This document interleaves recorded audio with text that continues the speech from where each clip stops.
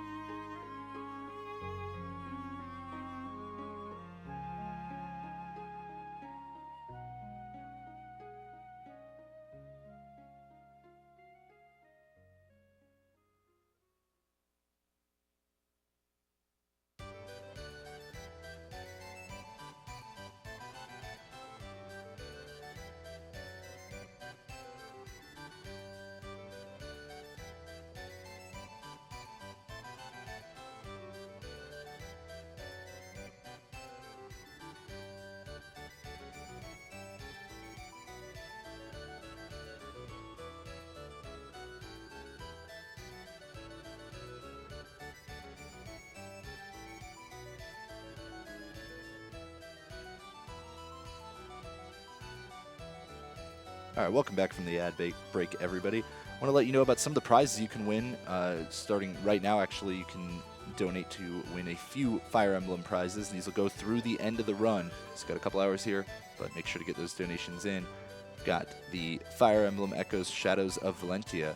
That game is a $10 minimum donation. We have Fire Emblem Path of Radiance Strategy Guide for a $5 minimum donation. Fire Emblem Warriors is a $10 minimum donation. And Ike and Roy Fire Emblem Amiibo, $10 minimum donation. Again, those are open all the way through the end of the Fire Emblem 9 run. So get those donations in because we are out of donations to read right now. So you're going to have to hear me talk about our awesome charity that we're supporting here, NAMI, the National Alliance on Mental Illness. the nation's largest grassroots mental health organization whose work is focused around 3 pillars: education and support, awareness, and advocacy. Let me tell you a little bit about how they work with awareness. NAMI participates in nationwide awareness opportunities like Mental Health Month, Suicide Prevention Month, and Mental Illness Awareness Week. NAMI has partnerships with a wide range of companies and organizations, for example, Fox Sports and Google, that NAMI uses to get their name and mission in front of new audiences. Remember, 100% of your donations go directly to NAMI.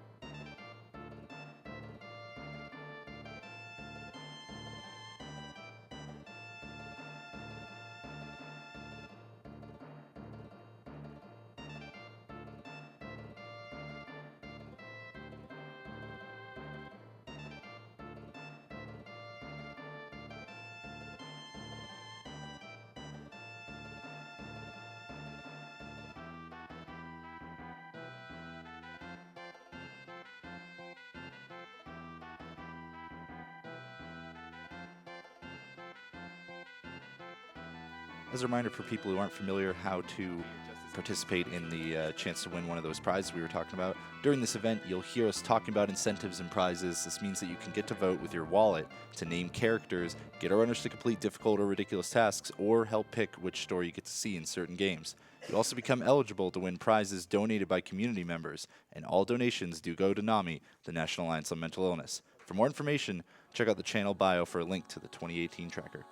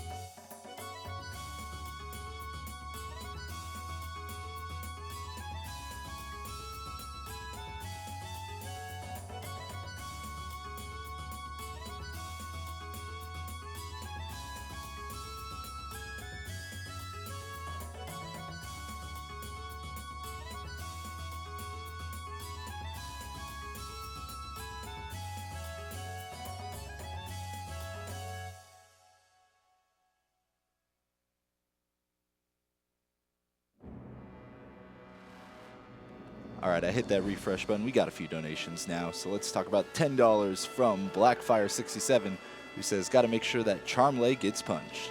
Also got $10 from Anonymous, just says Fire Emblem, with a nice little smiley face. And $75 from Anonymous with no comment. Thank you all for your donations to NAMI.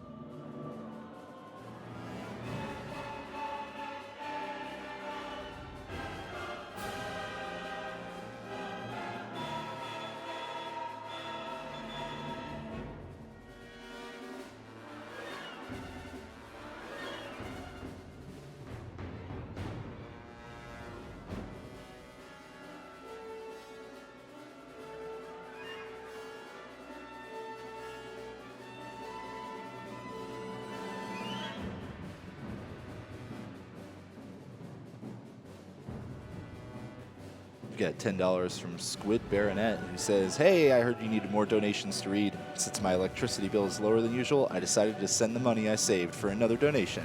Thank you for that. Since the only incentive for Dragon Quest VIII Puff Puff is Yengus now, I decided to give Jess some love. Keep up the good work and speedruns. Loved the Saga Frontier run. Amelia was one of my favorite stories when I played it long, long ago." Woo!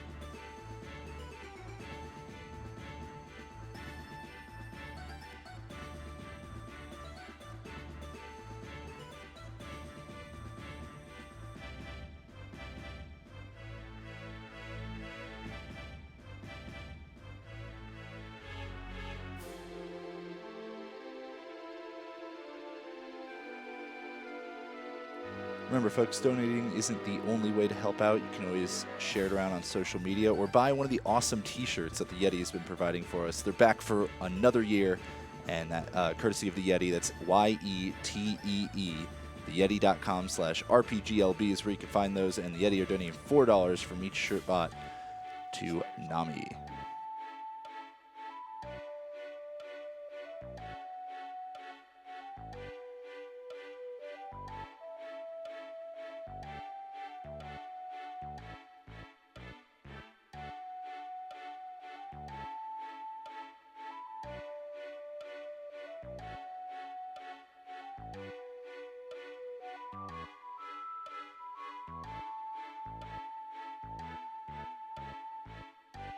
All right, we're just putting out a couple of little tech fires here. So in the meantime, thank you guys for keeping those donations coming. So I got something to do. We got $10 from Royal Blue Wizard. Says, just contributing to a good cause. Good luck on the run, Kirbymastah. May your flyers not all consistently meet their untimely ends upon arrows. We also got $15 from Strassa, who says, just happened to be on vacation the week this was going on. What a pleasant surprise to get to watch such a great event.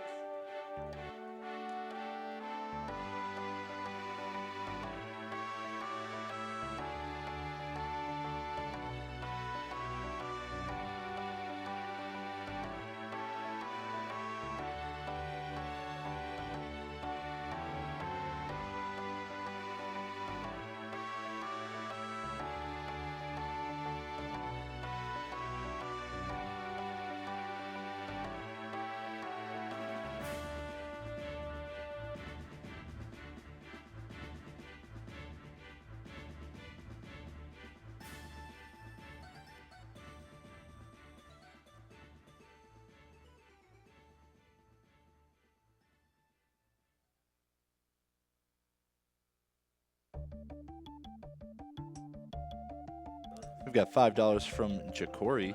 Says, this joke goes out to all my fellow Germans. Oh God, I'm going to butcher this. A dude goes into a bar and orders 2 glasses of gin, and the barkeep asks, dry? And the dude says, no, I only want 2. Money goes to Reader's Choice. Thank you.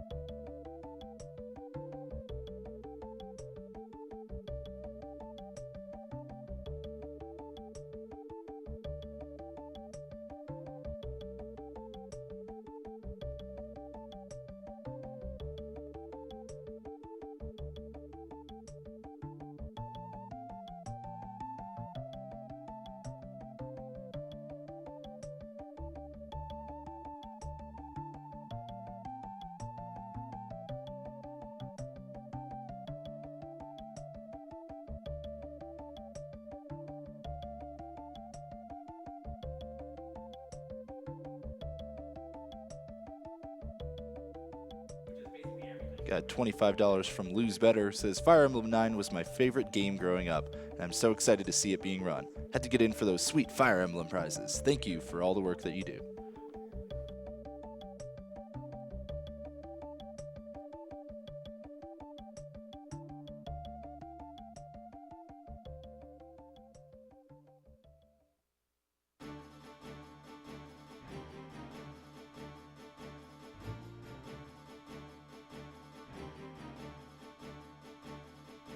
All right, folks, remember, we've met our incentive for Fire Emblem 9, but we do have plenty of unmet incentives and some naming incentives for Dragon Quest VIII. You can name the hero, which currently PopChamp is in the lead right now. You can also pick the overworld character choice, which is actually a rolling incentive, so that'll change throughout the run. You can see which character you want to see on the overworld. Right now, Yangus is in the lead.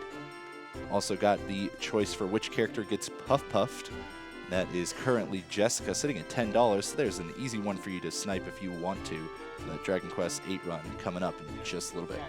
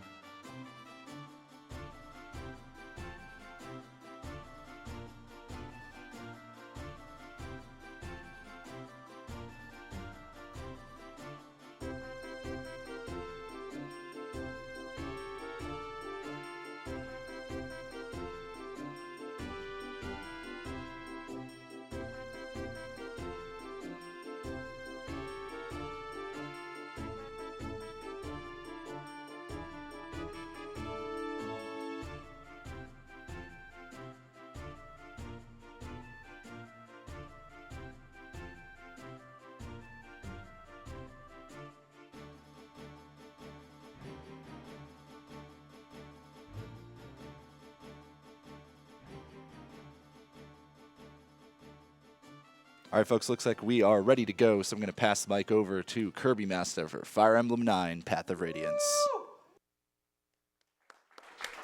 Hello. What's up?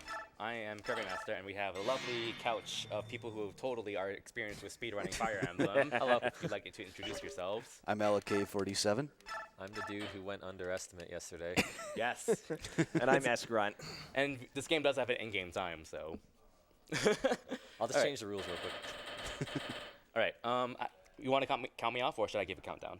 Up to you. All right. Why don't you give me a countdown? Make it All more right. Let's make it happen. Let's have the whole room do it, huh? Let's do it. Let's go, starting at 5. 5, 4, 3, 2, 1, go! All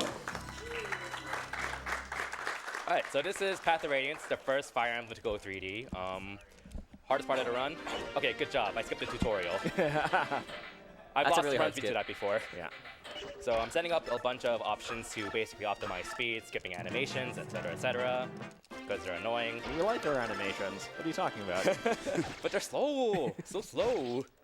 Even these animations are slower than most other Fire Emblem games, but the animations, if you have them on, are really long. Yeah, it gets kind of annoying, but oh well. So this is a prologue. It's kind of a tutorial chapter. There's nothing that can really go wrong unless you forget to heal, which, spoiler alert, I've forgotten to do so in runs before, so I avoided another Runkiller right there. Congratulations, me. Alright, so we have Ike here. He's the main character. He's also like in Brawl and Smash 4, so you might know him from there. He fights for his friends. He very much fights for his friends, yeah. So he's kind of a unit who has kind of meh base stats being a term for your starting stats, but he has really good growth rates, which is a term for your likelihood of gaining stats in each level up. So he kind of turns into a pretty decent unit long term, but he has a kind of a slow start, especially given that he doesn't have a good weapon selection. But we're going to be training him up in the long run because he's going to be really important for endgame to be trained up. And also because I'm fighting the Black Knight, apparently, so that's going to be exciting. Yeah, he actually has to be the one to kill the final boss, as I recall. He's one of the options, but he's the most reliable option for the final boss. Ooh.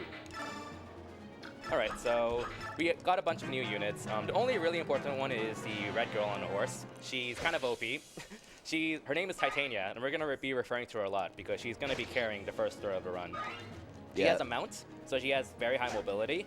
And in this game, mounts have an ability called Canto, which means they can move again after any action, using their remaining movements, including attacking. She also has really high base stats and uses axes, which is the strongest weapon type. So she just starts off really powerful. She's also technically a second tier unit. So despite the fact she's level 1, she's more like a level 21 unit, whereas everyone else is a first tier unit. And she, even though her bases are relatively low for a second tier unit, she actually has good enough growth that she's a viable unit no matter what you're doing, pretty much. Yeah, she kind of fits the character archetype of a lot of Fire Emblem games, where there's a certain character called Jagen, I think. Yeah. In Fire Emblem 1, where he's basically a second tier paladin with decent base stats but terrible growth rates. Titania kind of fits that, except he has good growth rates instead of bad. So she's kind of really good in the long run still. So this is a route chapter. Mm-hmm. That means he has to kill every single enemy unit. These, in many cases, are actually the boring ones, at least to watch. There are definitely things that can go wrong in them, particularly things that just waste time. Like saying they're boring. Oh, keys. Oh dear. But yeah, there are different chapter goals. In the previous chapter, the goal was to seize, which is a lot of maps. In the seize objective map, your goal is to get Ike to the throne and then seize. Alright, Titania just joined us. She's gonna be kind of important because, you know, she can slaughter the rest of the map by herself. But we also don't want to have her hog all the experience because we do want to funnel some experience into Ike. So we kind of want to find a balance of like making sure Ike has enough experience to carry himself later on, but also to not waste time because you want to go fast. Why would we want to go fast? I don't know. Path of Radiance AI. Sometimes in Path of Radiance, and by sometimes I mean almost always, if the enemy unit's low on health, they're just going to run away and use vulneraries or run away to something like this thing, which heals you every turn, and it's really annoying. Yeah, that's one of those things that can go wrong. One other thing that he's doing is he's holding the B button a lot. That makes the cursor move faster, and he's also tricking the game into maintaining that speed and transitions during enemy phase. Nice crit. By doing that right as he ends turn. Yeah, there's a kind of a glitch that's in this game and Radiant Dawn where you can manipulate store the camera's memory, the speed of the cameras, and then it just kind of moves that fast during enemy phase. It's really hard to notice if you don't do it actively, but in this game, all you generally have to do is hold the B button and then end turn while holding it, and that generally works in most cases. So yeah, it saves quite a few minutes over the course of the run. And like, force counter! Yes! Counter! Yeah, so this game has abilities with all of its units. Titania's is counter, which usually isn't worth very much. As you can see, it did 2 damage there. That's because the damage it deals back to the enemy is based on the damage dealt to that unit. And especially early game, Titania is not going to be taking much damage. There are a couple places later on where it could theoretically be useful. So we'll keep an eye out for those. The counter is pretty bad because like Titania is so good that like enemies aren't going to be doing much damage to her. Its activation rate is skill divided by 2, which is lower than most skills. And yeah, she doesn't really need it either. So it's kind of pointless and wastes time, but it's kind of funny when it happens too. So we got 2 new units, Sheenan and Gatry. Sheenan is that archer guy. Bows in most Fire Emblem games have the ability to attack physically at a range, usually 2 spaces. But they can't counterattack at 1 range, which makes them really limited. But Sheenan has decent stats for early game, and he can tank a few hits pretty well. And it works out nicely because we can't turn off animations completely in this game, which is why a lot of people are kind of about this game, because it's really slow-paced. But in the case here, it works nicely for Sheenan, because he's not going to be counterattacking much, which is good, because you don't want to kill enemies you don't need to kill, and or counterattack if you don't need to. Yeah, and the main goal here is to kill the boss. The secondary goal is to save this girl you're seeing attacked here, Marcia. She is going to carry the run later. Spoilers. You could say this is I didn't know that. Fire Emblem Path of Marcia. Thanks to- for she ruining to- everything. She for totally me. didn't get killed off in my Radiant Dawn run a few years ago. But that's in the future. That's in the future, as in 3 years ago Yes, but it's the future in the game. in the game. True. It's so the we're gonna past have future, Sheenan. not the future past. Oh my goodness. We're gonna have Sheenan kind of be a lure for these enemies. Because enemies tend to attack units that can't counterattack. Not always, but they usually do. And we have another unit. His name is Gatry. He's an armor knight. He has really high strength and defense, so he's a tank. But he has really low mobility. He's gonna be useful for like a few chapters just because of his high strength and doing a lot of damage. Nice crit. That actually is useful because it cuts out an animation. Let's go, Marsh. But girl power. Yeah, this Girl power. The girls and the ladies in this game. If you want to do a girls only challenge for a Fire Emblem game, this game is like the easiest one to do because the majority of the best units in the game are female because they're all amazing. And Titania's hit rate on this boss will be 90. That's average. It can be 85, 90, or 95. But if she misses once, it's not the end of the world. And one thing that's worth Good. one thing that's worth mentioning is that the percentages you'll see on the hit calculations are not entirely accurate. It has kind of a bell curve effect because it calls two numbers in the RNG string for hits, not for crits. Crits are a single number, as are abilities. But for hits, it means that if you're above 50%, then it's actually going to be a little higher than displayed. Below 50%, a little lower than displayed. So the only numbers that are accurately displayed technically are 0%, 50%, and 100%. Yeah, so like in the case of the 90% you saw earlier, the actual chances of hitting are like probably 98, something like that. I don't remember off the top of my head. But up to this chapter though, this game has a mechanical shoving, which is a really cool mechanic. We use up 3 characters' turns to move Sheenan 3 extra tiles, and this puts him just in range of the boss. And this is a defeat boss chapter, so we want to get the boss moving and damage as soon as possible. And the boss has Now- a Hold on. Okay, good. That soldier can attack Sheenan, which is bad because if he doesn't attack Sheenan, he attacks our healer. Wait, no. If he attacks Sheenan, then the healer Rice is exposed to this sword user, and this sword user just kills Riz, which is really bad because you kind of need Riz for one chapter later on. Yeah, and the boss here has Javelin, which is a 1 to 2 ranged weapon. You'll see those used a lot because obviously they're very versatile. They have a slightly lower damage into hit than your range 1 or range 2 locked weapons, but the utility is that pretty much any unit, unless they have a longbow, which is a 3 range, 2 to 3 range, they're going to be able to counterattack. Yeah, which is why being locked to bows or swords is kind of a bad thing because bows can't attack at 1 range, and swords don't have available 2 range weapons, whereas lances and axes do have available 1 to 2 range weapons, which is why it's really important to be able to counterattack as much as possible in this game. In this case, though, it works out in our favor because we want to kill as few as possible here with Sheenan. And if all goes well here, he will get a crit. 1 crit. We don't want 2 crits. Yes, you want Titania to get the kill. But Sheenan's crit chance is not high. In the English version, he would have like a 15% chance of critting because snipers in this game would have snipers, swordmasters, and berserkers would get a 15% crit bonus. But in the Japanese version, they don't get a crit bonus at all, so giving you less reason to use those classes compared to using characters on horses. So kind of sucks. All hail the horse. All hail the horse. Is that a girl horse too? I don't know actually. There's probably something about it. Titania's horse and her support somewhere. I don't remember.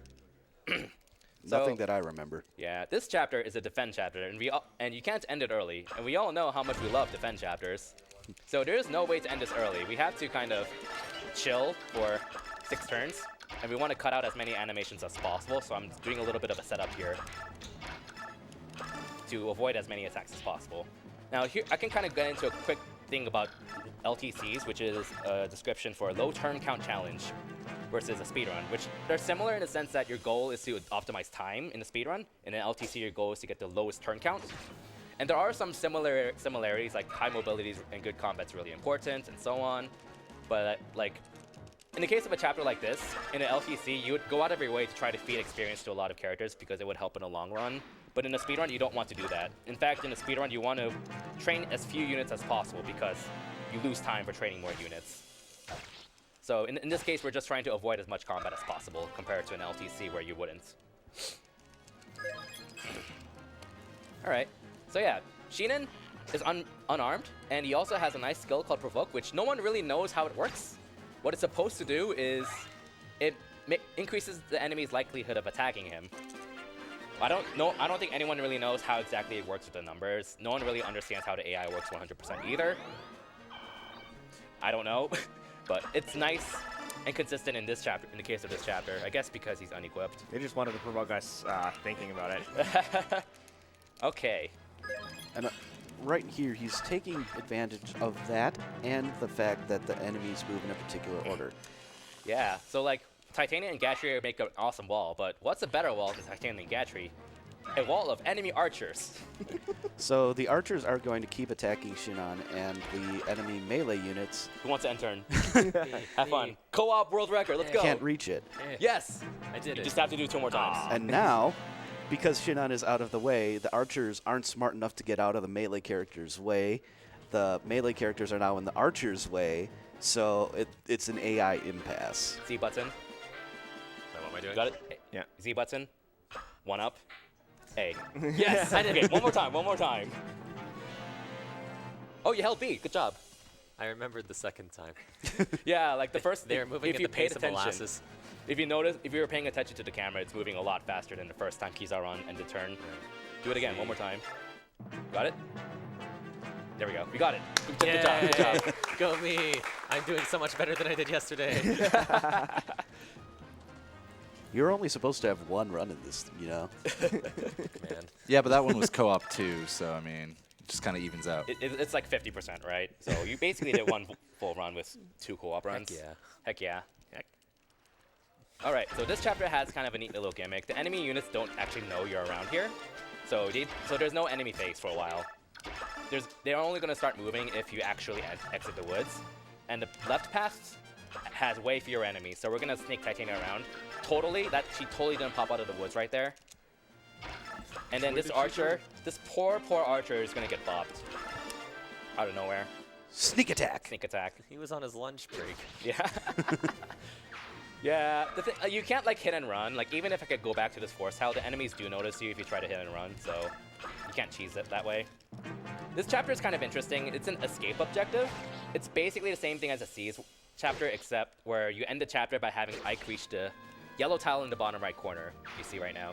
Except the difference is that if you have other units also escape, you get something called bonus experience. And bonus experience is kind of a mechanic you get into once we access to the base, where you can basically just feed units experience. And by clearing chapters quickly, just clearing chapters by itself or completing side objectives, you get more bonus experience, which is actually going to be pretty important in the first half of the run. Earlier this run, I also used a speed wing on Titania. A speed wing is a really valuable stat booster, which permanently increases your speed by 2.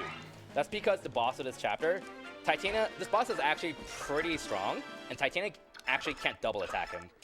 In order to double attack someone, you need at least 4 more speed than the target. So by using a speed wing, that pushes her just above the threshold to finish off the boss. But yeah, nothing much else to talk about, so we can squeeze in a few donations if you do. Absolutely, we got a ton of them. Oh boy. We got $75 from Snowfire. Says, hey, RPG Limit Breaking Kirbymastah, can you confirm or deny that Devdon, Danvid, and Ashnar are all the same person? Yes. Yeah, totally. You can confirm or deny. Great. 1447 from Ronan Raven, who says, I've heard that someone on the couch doesn't like anime. Fire Emblem is totally not anime. We've also got $10 from Steel Frost, the Limit Breaker 188, who says, here's $10 to hear J-Hobbs' awesome voice. That awesome voice that just botched your donation comment, my bad. $10 to Keyzeron's Choice, or Keys, you can choose to split it with Oru. Don't worry, there's no anime incentive, so I'm giving you a break. Also, shoutouts to Alec on the couch, J-Moda in his runs of, and J-Moda in his run of Tales of Symphonia later this week. Yeah, I think J-Moda's in the crowd right there. So we get a co-op donation. Wave high. too? Awesome There you go. marathon so far. I've enjoyed everything I've seen up to this point. Congrats on the 30K, and let's keep the awesome donations coming in. And if you donate now, I don't remember if it's $5 or $10, you get a chance to win this. Right here. My copy of Fire Emblem Echo Shadows of Valencia boxed. That is $10 minimum donation. $10. Okay, cool. 10-minute donation. 10-minute donation, yes. So All right, after so- some delegation with Oro, we're going to put it toward the next unmet incentive. Ooh.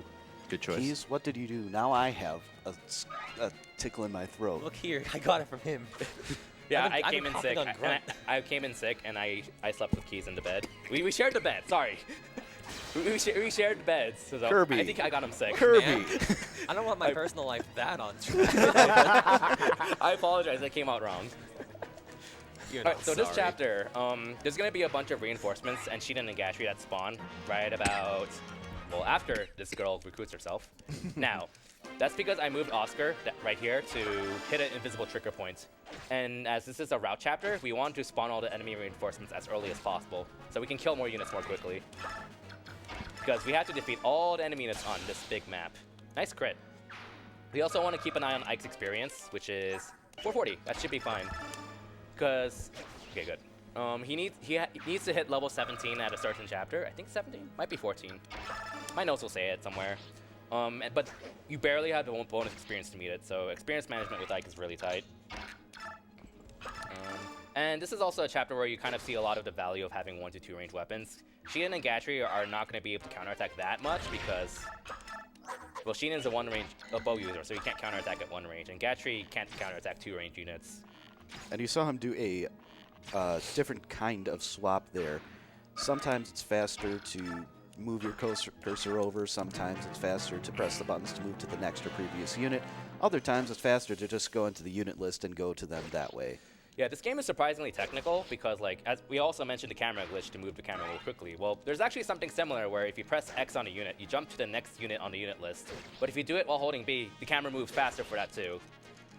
And you want to be doing that as much as possible. And as Alec mentioned, there's also a way to go backwards in the unit list, which is where you open up a character status screen and go backwards, which is what I'm going to do every time whenever I want to move Shinen, because Shinen is conveniently 2 units above Titania. This chapter is really annoying in the Japanese version, right here, because these knights, in the English version, these knights generally have lower stats, so Titania can always reliably kill them in 2 hits. But in the Japanese version, they generally have slightly higher stats to the point where occasionally, if they get lucky, because enemy stats are random, Titania will fail to 2-shot a knight, which just happened right here. So I just lost like 10 seconds because of that. So it kind of sucks, but I mean, you can't really do much about it. And speaking of stats, one of the nice things this game has and what Kirby is playing on is called fixed growths mode. What that means is that, I don't remember the exact mechanics for it, but each enemy type of unit that you kill with a unit is going to basically encourage specific growths, and you kill a certain number of enemies of that kind, you'll get a growth on your next level up. So what that means is that with this routing, he's able to consistently get the stats that he needs, at least in these level ups here. That was iffy because she had an 84 hit rate and she has to land 2 in a row. Sometimes she can one-shot the thief because, again, enemy stats are random. Yeah, thieves have high speed, and speed, one of the things it contributes to, besides being able to attack twice and not get doubled in turn, is that it increases your dodge rate. It's one of the stats that factors into that, along with luck. And the opposite is skill and luck. Skill increases your hit rate, which is surprisingly an important stat in speedruns if you're not manipulating it. And this run is not RNG manipulated. It's just, if this was RNG manipulated, I'd be using random growths because you can rig perfect level ups all over the place. But the general gist of fixed growths is that, give or take a point, your character is going to be within their averages. The problem with manipulating this game is that you have to very specifically set up a seed. It's tricky to set up, and then if you mess it up once after that, well, that's the run over. Yeah, because you don't have the convenience of having the seed reset itself like in a GBA Fire Emblem game, so you kind of have to keep the same seed from start to finish and make 0 mistakes through the entire run. Also, given the fact that no one's actually routed it because we're lazy. But even if it was routed, I would not use it in a marathon setting. But yeah, there's not much else because this is a pretty slow chapter. We watch these very, very exciting, very fast-paced night animations. So if we have a few more donations, feel free to squeeze them in. Oh yeah, still got plenty. We got $25 from Kuo. I'm sure I pronounced that wrong. QO, I think. Kuo, okay. Yeah, okay. Says, hi Kirby, good luck, Magoo. Don't get memed too hard by Miracle, and I'll donate an extra $50 if you recruit the best character in the game, Nefany. Oh. I'll have to think about that. I mean, that's possible. It's definitely possible. We've also got $20 from Lewiston Churchill, who says, RPG Limit Break tends to coincide every year with a particularly rough patch in my fight with bipolar disorder. Watching this event and the VODs of runs I miss helps every year. What you are doing matters to people even before considering the benefit for Nami. Special shout out to the technical staff who put these runs and runners in a place where we can see them. Thank you very much. Ah, I missed that fast enemy phase. That's what happens if you try to speedrun drinking water. All right, keep it going. But thank you for that donation. Thank you. All right, we got $10 from Andor, who says, thanks for the awesome event. Love the cause. Is that 7th Saga music? Also got $10 from Anonymous. Says, donating for Fire Emblem Path of Radiance because it's one of my husband's favorite games. Also, shout outs to J-Obs for being an amazing host. Well, thank you. Just keep pumping my ego up. I love it. That sounds like it's made up. Cannot confirm nor deny that. Shout outs to J-Hops for hosting. So that priest unit that he just killed there could heal any enemy units around it that do not get killed in one round. It's important to target units that you're generally not going to kill the enemy phase 2, and that priest doesn't attack, so Yeah. So you there are want to target it. there are two reasons that you want to do it, because you see these two knights, they might not die by throwing themselves at Titania. This one's not going to die, because she's using a weaker weapon, 1-2 range weapon. Hey, remember that time that counter happened and she almost killed it? Oh yeah, And good she point. she theoretically can. But he missed. What a scrub. What a scrub. She also could crit. It's just Counter? not likely. Counter? No. It will be faster to remove counter later, but I'm just going to keep it on for the memes. So, How often can counter actually kill? Not I don't often. know. The chance of it activating is skill divided by 2, so that's 7%. Assuming she gets hit, which she usually doesn't. So, it's a miracle that it happened already in this run. All right, that's the end of the chapter. So Ike's dad just rejoined us. Enough of those, Kirby, and I think people might start to feel some wrath towards you. All right, spoiler alert. Leave the stream now if you don't care about spoilers, but Ike's dad just died. Oh, I gotta go. Bye, keys. So we have access to the base, which we're going to access at the start of every chapter, where you can manage your inventory, convoy, skills, bonus experience, and so on. Really, relatively quick one-ish at the start, because what I did was I gave Ike a Night Band, which is an item that boosts your strength and defense growth by plus 5% when equipped. And now, since I've cleared so many chapters so quickly, I have a lot of bonus experience to dump into Ike. So I think Yeah. I level him up to 14. I should actually use my notes. If you play well on lower difficulties, which are faster, which is why he's playing on them, Normal mode. then he's going to have just a crazy amount of bonus XP, and that's actually crucial for the speed run, because it allows you to get your key units to a higher level. Keys units. Keys units. So what you're saying is we're taking this run to the next level. Yes. We are breaking the limits. Shoutouts to RPG Limit Break. We want Ike buffed up because he's going to have to be killing some Cavaliers in this chapter. He has a nice weapon called a Regal Sword, which is basically the equivalent of a rapier. It has pretty decent accuracy, low enough weight for Ike to not get weighed down, decent power. The main thing is that it's effective on mounted and armored units. In most Fire Emblem games, when a weapon is effective on something, its might or power is tripled. But in this game and the English version of Fire Emblem 7 Blazing Sword, it's only doubled, which makes effective weapons, like the Regal Sword, relatively weak. It's still useful, though. It's useful, because but yeah. its might is doubled against both armored and mounted knights, and All these those- Cavaliers. Yeah, they can be a little bit tricky to kill at times, so the Regal Sword gives you an advantage where you really like to have an advantage. Fun fact, the Wind Tome has 2 might. It's supposed to be effective on flying units, meaning when you use it on a flying unit, it gains a whooping plus 2 attack, which is the equivalent of 4 mights. A Thunder Tome has 4 mights. Yeah, thanks. Times 2 weapon effectiveness. But you can forge it, and then could that forge it. increased amount gets doubled. It does, to be fair. Yeah, and that's actually not a bad strat in certain places, but then you start getting more powerful wind tomes later on, and you just use those instead. So this is a defend chapter, so our goal is to cut down on enemy animations as much as possible. Shoutouts to Kyo for the strat. Kyo is the guy who just donated.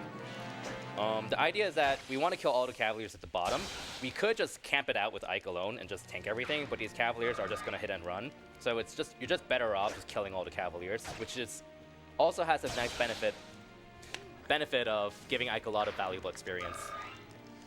And we're also going to see the return of the enemy archer wall on the left side. It's going to be great. Yeah, so Soren there is a really weak unit. He's still level 1, which means that a lot of enemies are going to want to target him. And there's an archer sitting over there that you may notice. How many second hit crits was that? I lost track. That was quite a few. Yeah, I know. Thanks, Ike. They're not very high. It's probably like a 10%. Of course, they have to be pointless crits. All right, so on the next turn, I'm going to have my proper wall set up, and then since there is no way to end this chapter early, we're good to go for more co-opness. One thing to mention, you actually get, I think, 50 bonus experience for each unit you do not deploy. We're actually using every unit we have deployed, which is why, but we did not need Mia or Riss, which are the 2 units I did not deploy, and that actually matters quite a bit because we need every bit of bonus experience we can get by chapter 11, I think. So I'm basically leaving an opening in the right side, because this guy can attack whoever's here, but a knight's gonna plug in the spot on the next turn, and that longbow archer is not gonna be able to attack anyone anymore. And now, who would like to end turn? Here we go. Z up A. Oh, That's I what you wouldn't need to trust him with doing anything. do. Hey, it's not mashing. You're going to mysteriously lose the battle if I'm doing this, right? Z up A. There you go. Yeah, yeah, there we go. Did you hold B? Did you hold B? All right.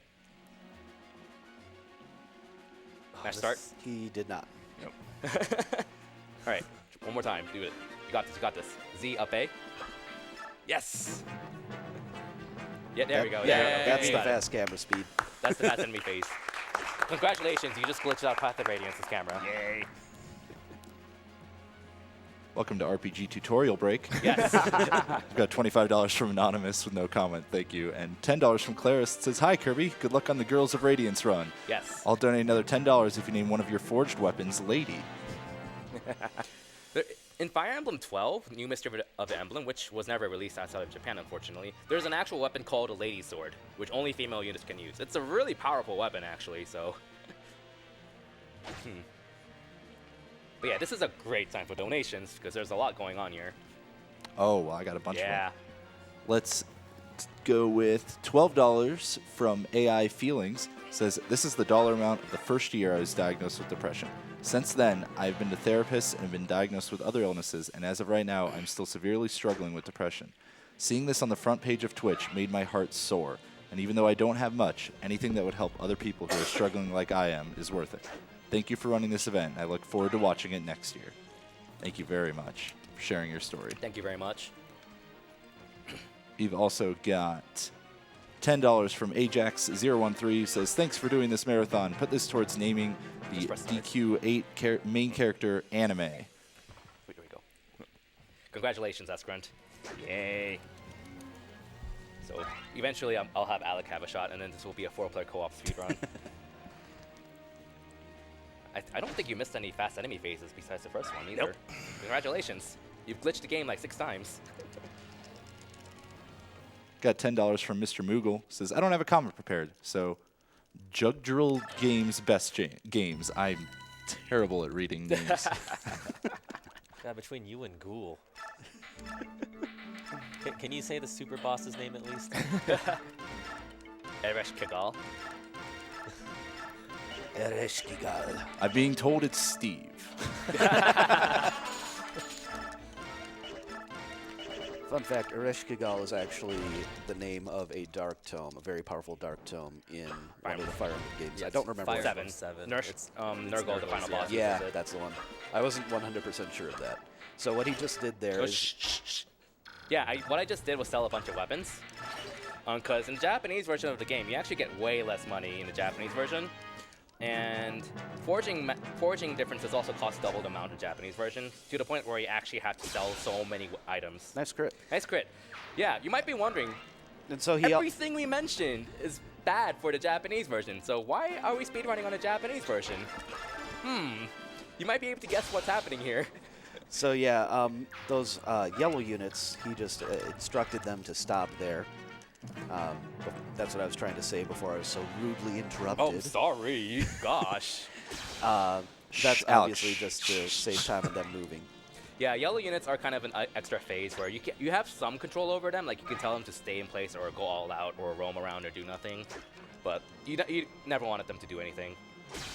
Ah, that knight rolled an extra point of HP and defense. Wow, Titania can sometimes one-shot him. Yeah, so I see you've been hacking. yeah, I've been getting very lucky with getting these 255 crits.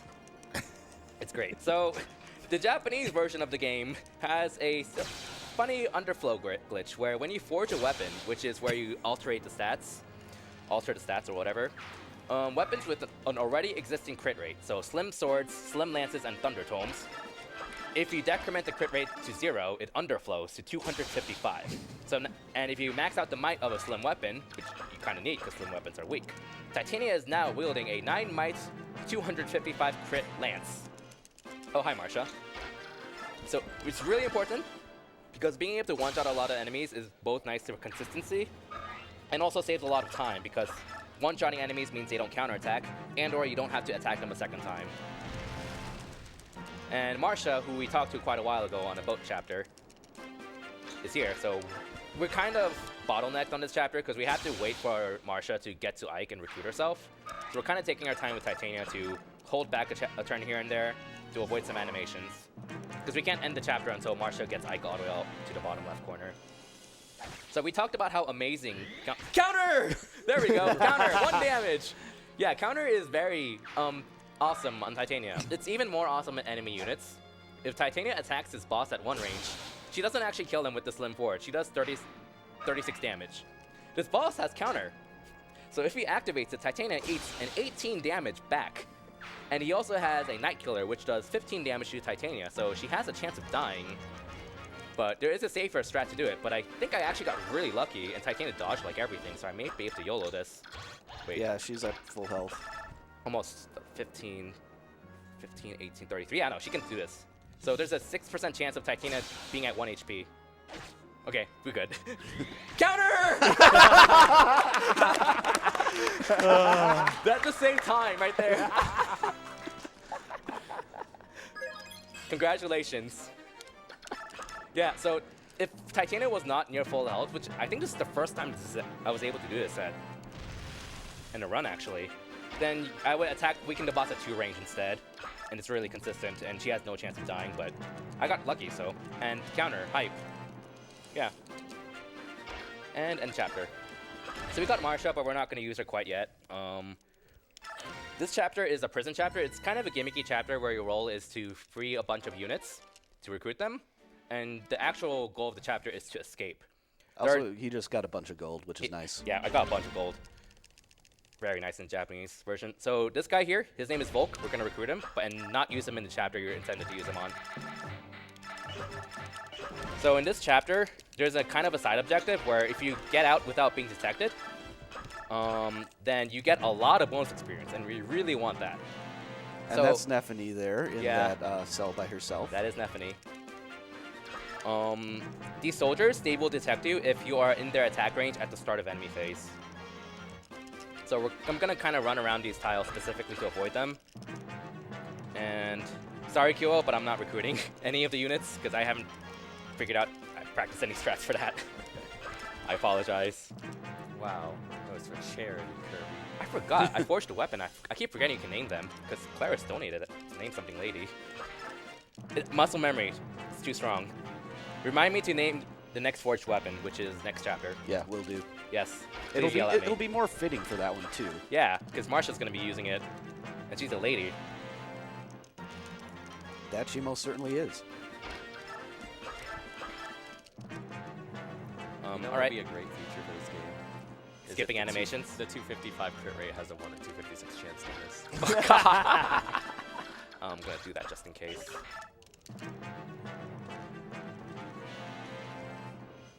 Okay. Don't remember this off the top of my head. Should be fine, yeah. So fun fact, if you attacking any of the units in the treasure room does not count as being detected. So I'm just gonna kill the boss for fun. Will she counter?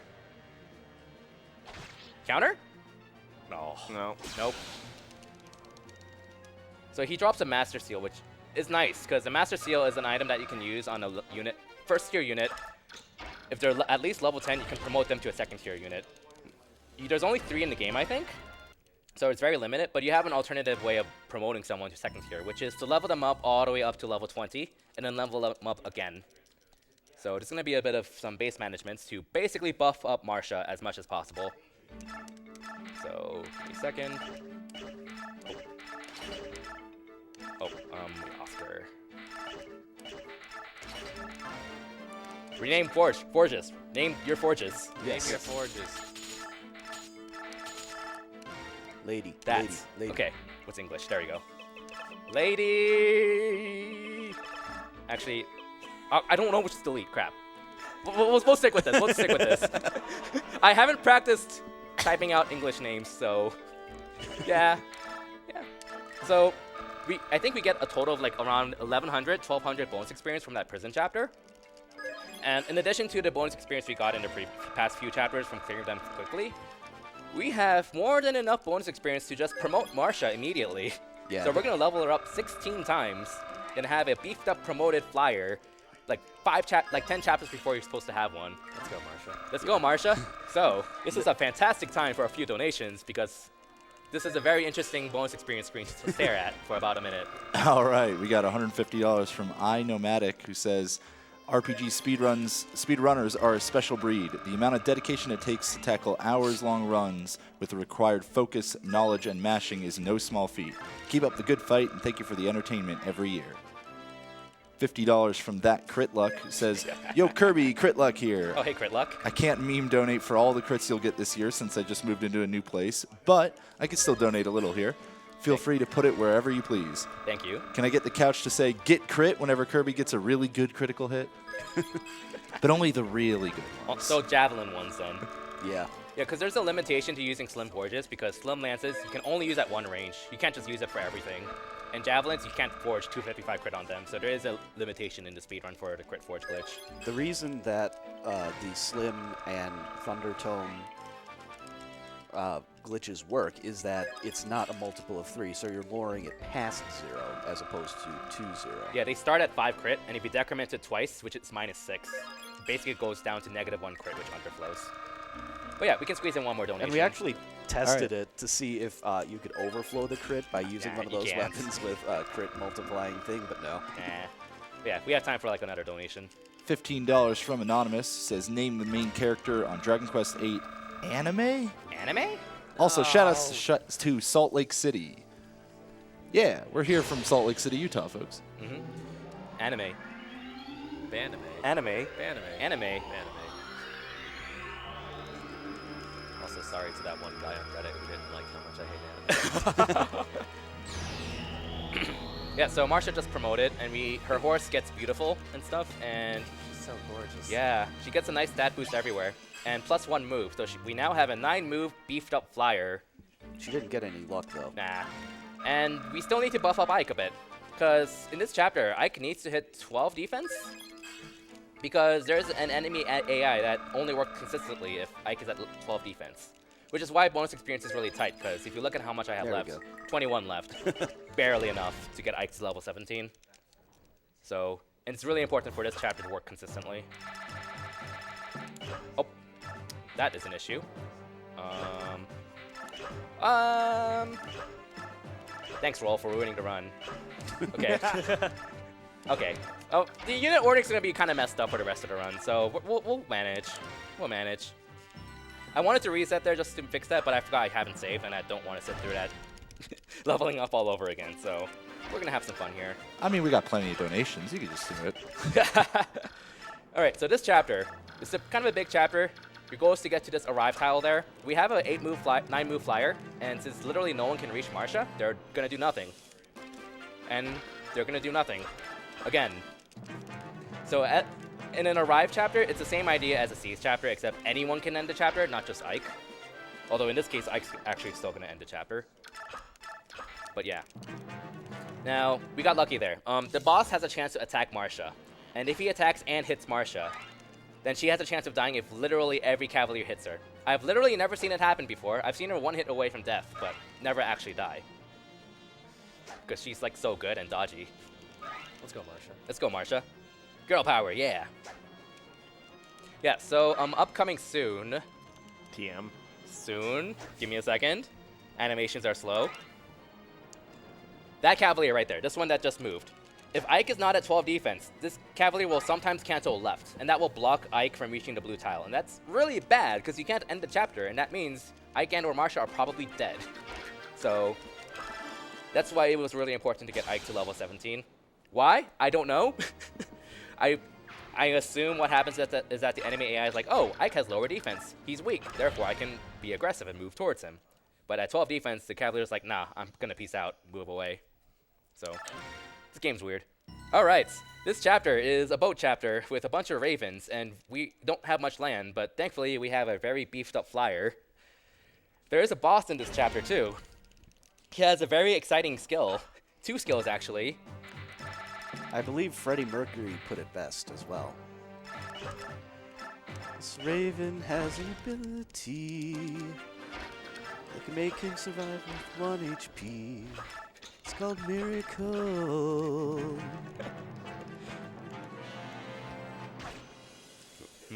How much? He has 11% chance, I think, yeah. So, for those not familiar with how Miracle works. Coin. Here, have coin. Coin. Have a coin. Okay. Miracle is a skill where when you take a fatal hit, you have a luck % chance of taking only half damage. And there are 3 bosses in this game with that skill. Yeah, so it's going to come up soon. TM. We're going to get hyped for the Miracle soon. Coin. Here. Who wants this coin? Here, have a coin. Have an American coin, you Canadian. I'm rich. All right. That's like $20 for you, isn't it? All right. Now, the Miracle is coming up after this. Miracle, hype, 11%. His name is Seeker. He's kind of a jerk. He also has another skill called Corrosion, which reduces your weapon uses, and it really sucks if it happens. So, here we go. Miracle! Oh. Okay, good. No Miracle. Aw. Aw, really? Aw. Wow. Rude. This run's so boring. What's gonna happen? Oh, God. Rude. Why Okay. you gotta be so rude? All right, so we just got another Seraph Robe, which is a stat booster that increases your HP by 7, and we're gonna use that on Marsha. This is our second one on her, by the way. Let's forge this into. How should we? Ooh. English. Oh, there it is. Okay. What should we name this? Miracle. Miracle. Okay, let's do it. That's the. What's delete? No. Oh, there we go. Here, can we spit it? Hey, there we go. Okay. If we get another one of those, it's gonna be called Counter. Counter. If we get Counter this. If we get another one of those, it's going to be called Overestimate. Oh my God. I really wish I didn't forget to give Titania her a named Forge, because I could have named it Counter. It would have been great. But yeah, I'm bonus experiencing Marsha up to level 7, as if she wasn't already OP enough, because 1, why not?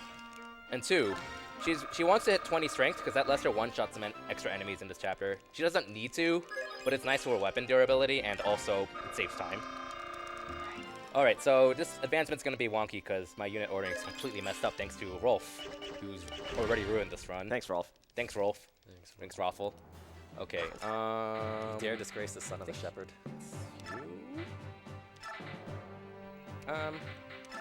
You need to be there. Okay, so this is gonna be so weird. I don't even remember where everyone's supposed to be because I just let muscle memory take over.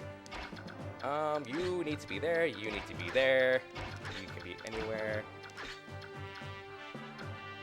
Wait, Tina's supposed to be here? I'm gonna save just in case. Because I just let muscle memory take over and not think about it. So 1, 2, 3, 4, 5, 6, 7, 8, 9. Yeah, so that's fine. Okay, this should be fine. This is fine. You need to fine. No. Volk needs to go here. Okay. Okay, with the way this deployment is unfolding. Wait, no. Volk's supposed to be... Oh, crap. We'll manage. We'll manage. All right. So as long as Marsha and Titania do what they need to do, I can... Miracle! I can wing it and see what happens. Get it? Because he's flying. Yeah. All right. So this is a defend chapter, but you can end this early, actually. If there are no more enemy units on the map by turn 7, then the chapter ends early. So we want to defeat all the enemy units on the map, and we also want to open all the chests on the map. Because the Ravens on this map eventually start... oh, crap. Start going after the chests. Oh, you can't reach it. Yeah, I moved it in the wrong tile. Ah, well. We'll manage. So I'm deployed Volk, my thief, to help out with opening chests. Marsha and Titania are also carrying chest keys. So we just recruited 2 units. They're not going to do much except for rescuing these useless green units, because they waste a lot of time. Yeah, end turn.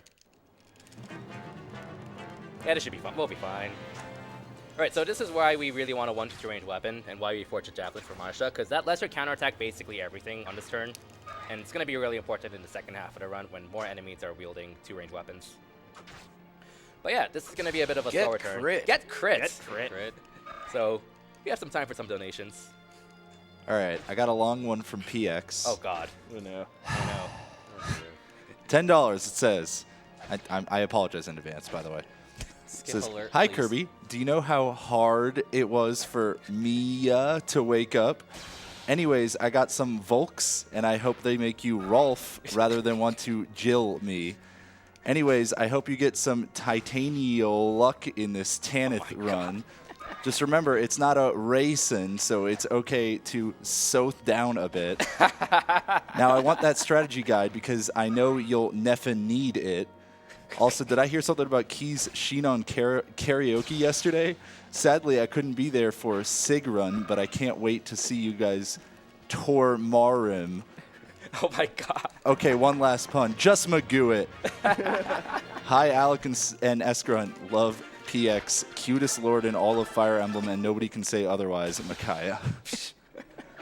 And we got a $5 donation from PX. Oh god. It says, shoot, I forgot a pun in that donation. Really? Really? Really? It says, I meant to say Marcia Tormadro. Oh my god. That was beautiful. Thanks, Thank I you. think. Ban him from donations. Man about donations. Like, he just tries to fill out a comment. It's just like this gray box. It's like, why can't I type anything out? You know, Kirby mentioned corrosion. I think I just felt some in my brain. I want to contrast that with a $55 donation from Mr. Cab. Sup. Sup. Sup? Sup. Not much, man.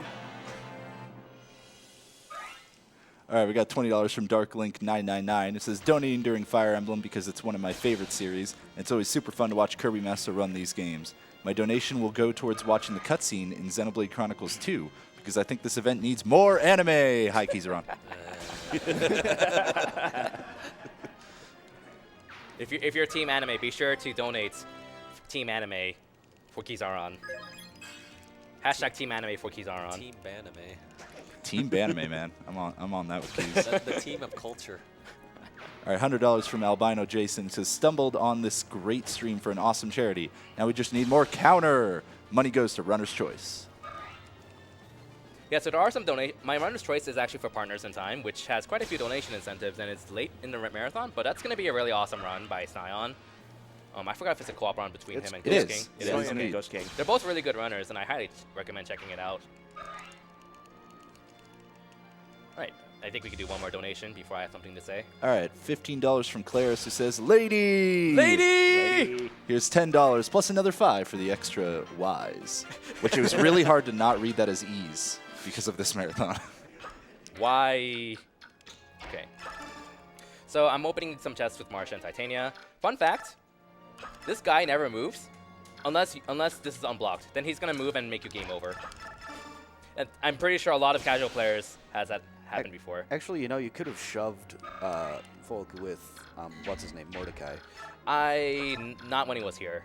Oh, yeah, you had him in the wrong Yeah, I was thinking about it. That's why I was looking. But if I had Volk open the chest from below, I could have done it. So Thanks, I should Rolf. have thought about that. Thanks, Thanks, Rolf. It's all Rolf's fault. Blame Rolf. Hashtag blame Rolf. Rolf, the It's same literally Rolf. anime. Yeah, so I'm gonna have all the chests open on one turn later, so I'm gonna lose a little bit of time, but it's not gonna ruin a strats. It's whatever. Why are you ruining your strats, Kirby?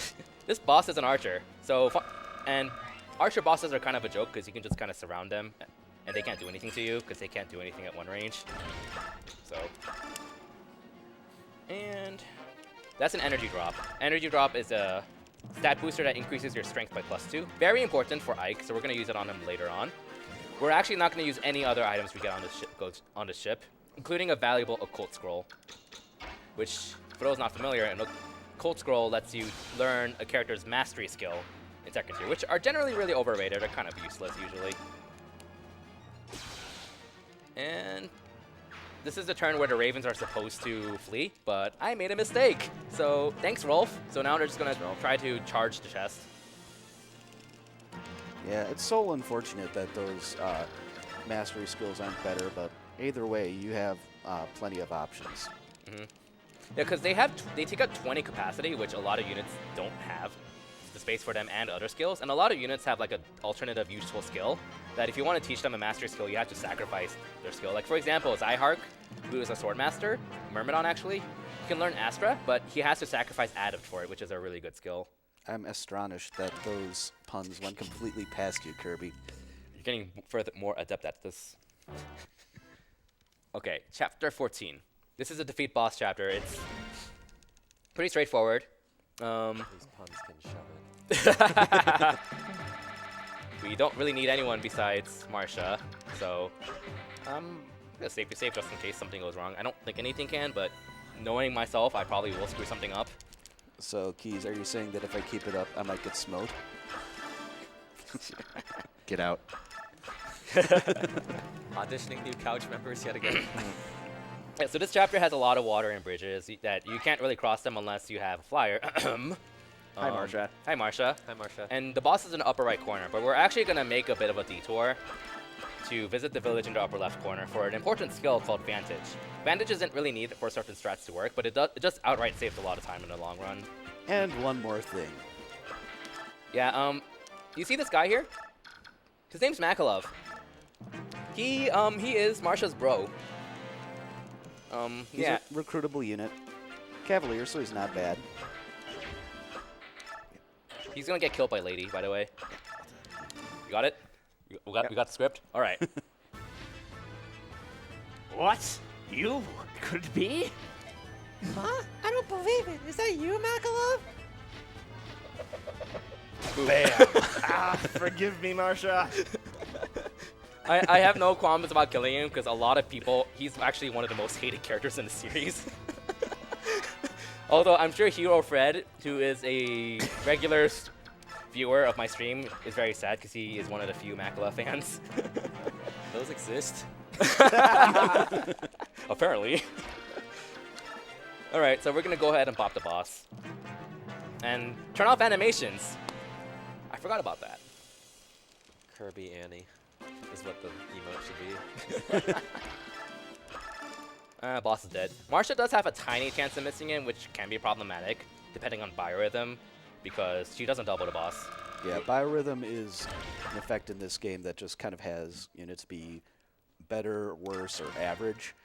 And then there are a couple abilities that increase or decrease those effects. That's in Radiant Dawn, not this game. Yeah. Oh no, there are some skills that Yeah, affect the biorhythm bonuses. Yes, Yeah. that's correct.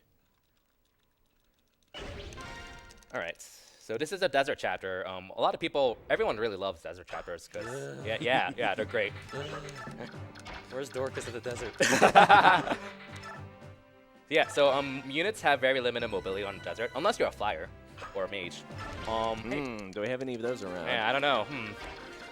Volk, in this game, thieves do have unlimited mobility. Shine!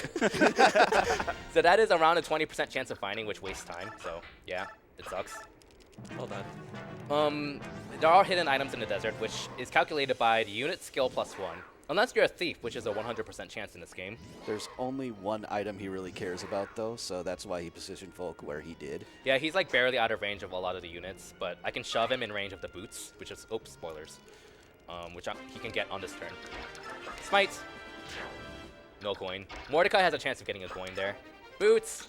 and kill the boss.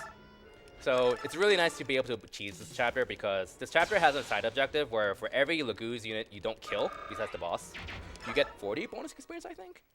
And if they all survive, you get 300. So you get around like 1100 bonus experience from that. Yeah, so that was Rim. He's a kitty. He's a kitty. Kizan has a description for him. He's literally furry Hawkeye. This guy? With a Furry Hawkeye. All right. So what's better than a 9-move flyer with Kanto? An 11-move flyer with Kanto. Let's put it together. You get him on the desert level too. Like, it's totally Hawkeye.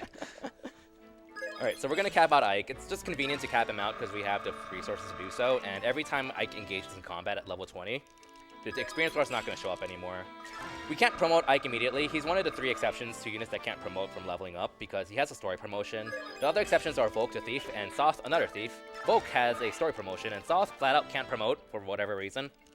So Volk promoting is a Runkiller because if you promote him on accident, you just lose 30 seconds. So kind of important. But yeah, so we're just gonna bonus experience Marsha up quite a bit. So we have some time for a few donations here. All right, $10 from Nanaki, who says, shout-outs to my wife, Sienna, who donated $10 anonymously. Awesome to see this game run here. It's one of my favorites. And having J-Hobbs on the mic makes it all the sweeter. Oh, thank you. Thank you, I still J-Hobbs. don't believe that when I hear it. I'm actually just donating every single one of those. $10 from Waddle Pop says, watching Kirby play Fire Emblem motivated me to donate to try to win one of the games. Question for J-Hobbs, do you have to make one $75 donation to be eligible to win the Switch, or is that a cumulative donation total? Well, that is a cumulative donation total, and we've got a lot of prizes, in fact. Why don't we go quickly over the ones for this run, as Kirby will demonstrate that we've got the Fire Emblem Echoes Shadows of Valentia game, $10 minimum donation during this run for that, to be entered in the drawing for that. Also got Fire Emblem Path of Radiance Strategy Guide up for $5 minimum donation, Fire Emblem Warriors for $10, and the Ike and Roy Fire Emblem Amiibo for $10 minimum donation. Again, all those are only until the end of this run, so get those donations coming. Oh, I didn't know about those actually. I only donated the Echoes game. So this chapter, yeah, you see the beauty of having 11 move. The goal of this chapter is to get Ike to the very top, which is a Cease chapter. But we have a side objective to get the chest you see in the middle there. And Titania is carrying Volk the Thief. So our goal is to get the full guard from one of the chests. The full guard is a really important item which negates effective damage. So in Marsha's case, that means wind magic and bows would not be effective on her anymore. And more important, Ballistic. Yeah. The bows is not a problem, because they do like very little damage, because times 2 weapon effectiveness is a joke. But Ballista are very scary. They decrease the amount of damage she takes by like 20. It's pretty significant.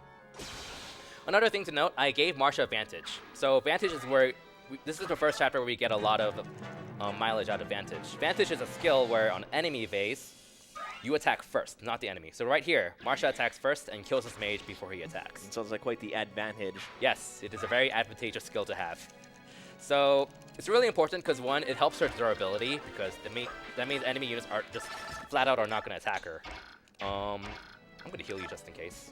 And 2, it saves time, because if you one-shot an enemy before they attack, you just skip their attack animation and sometimes Marsha's second attack animation. I see you didn't feel like gambling there, Kirby. Yeah, no, I didn't feel like gambling there. We got a gamble skill, by the way, which is useless. The thing about Vantage is that if you don't one-shot an enemy with Vantage, you actually lose time, because every time Vantage activates, you see like a little orange animation. And if it doesn't save time from one-shotting someone, you lose like a half second each time it activates. But in the long run, it saves roughly 40 seconds over the course of a run, worst case scenario. This is taking into account the 20-second detour I took to get Vantage, and also a few seconds to assign it to Marsha. So it's really valuable to have and saves quite a bit of time.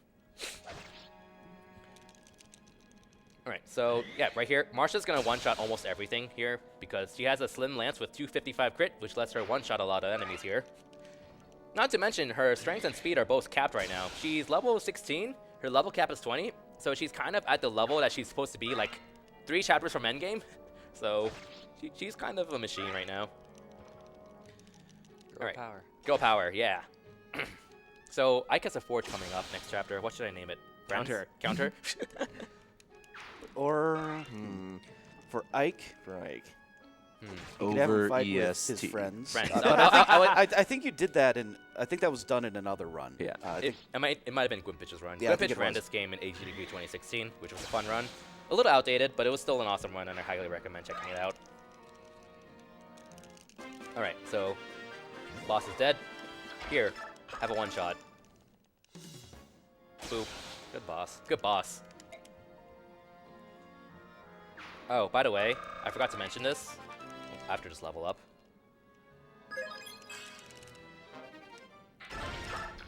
This is not Donbed at all. Shout out to Mecha.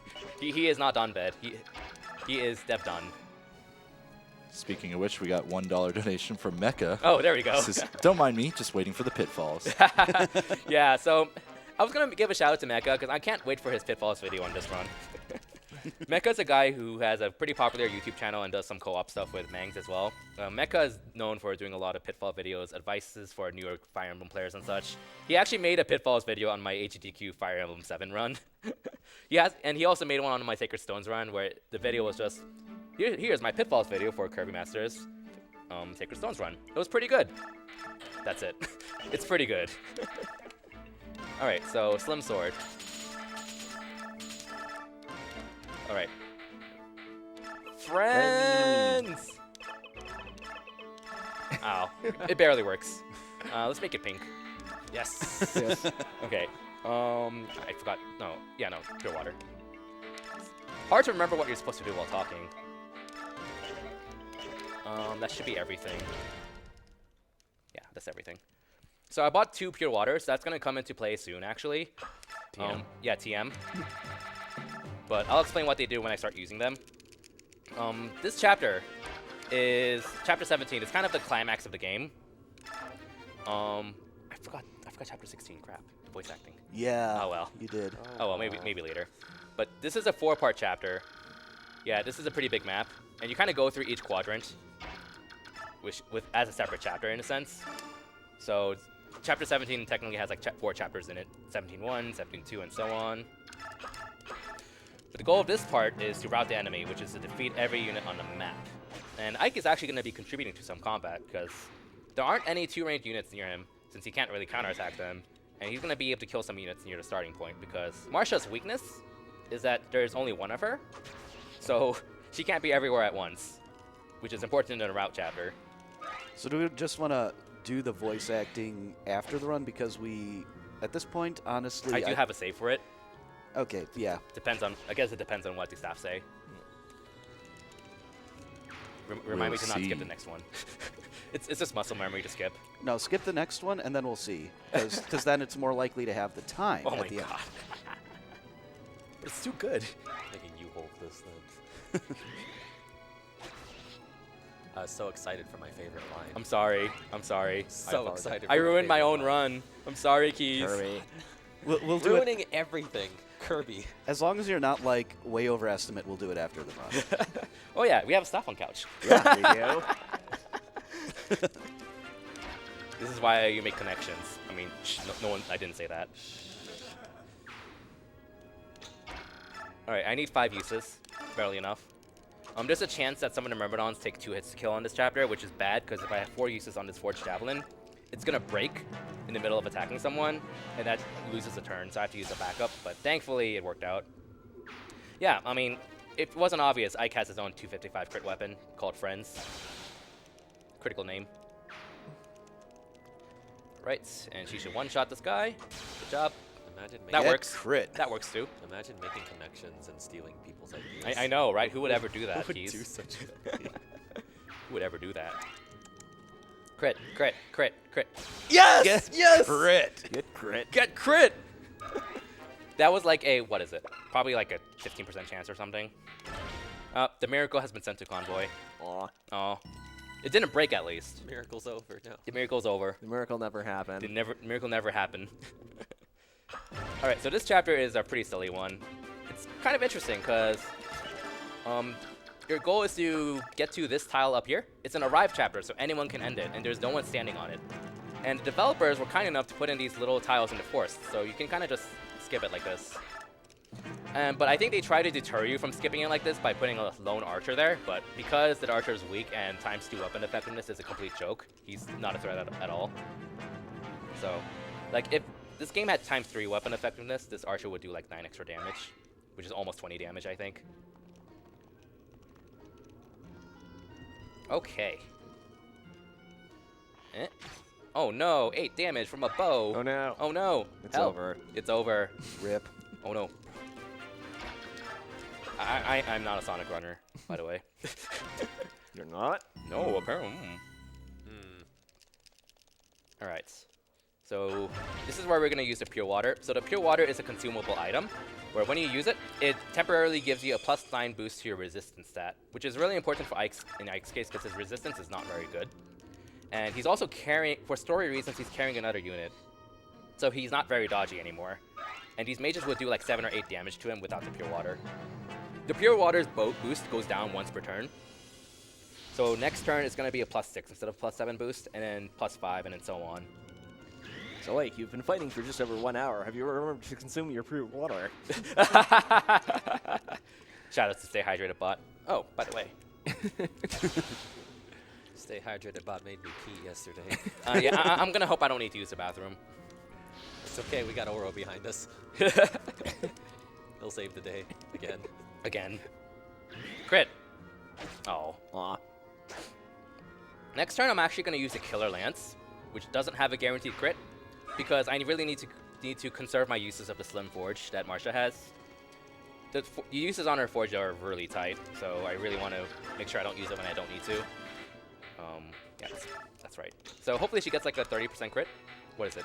38%. 38? Oh, Aw. watch it be a second hit crit. Oh, no. Every time I say that, the game crits again. So that didn't work, apparently. It's caught on to you, Kirby. But yeah, so general idea, we're going to hide Ike in a corner because this is a uninteresting defend chapter. We're going to kill the mages because their animation costs a lot of time, and then just kind of camp for like 12 turns. So this will be a good time for some more donations. Alrighty, we got $20 from the Ziziva, something like that. Always amazed to see games I sink dozens upon dozens of hours into beating in a single sitting. Yet the completionist in me is appalled. What about the side quests? But this game does not have side quests. It has chests, though. What about Neffany? Who is that? Ooh. Who is that? We've also got $20 from So Melrose. Neffany is a side quest? Oh, Melrose. Yeah, Melrose dropped a 20. Said, I owe it to the speedrunning community for keeping my head afloat during the worst periods of my battle with depression. And it gives me immense pride to support RPG Limit Break in their quest to raise money for Nami. I had more to say, but PX's donation comment fried my brain, so... Magoo? Magoo. Magoo. Yeah, We love shout you, outs to Melrose. Melrose. He couldn't make it to RPG Limit Break this year, but he was Mechanic here attack. last year. It would have been really nice to see him again because he's really chill. But he's got- been really supportive and all around the place.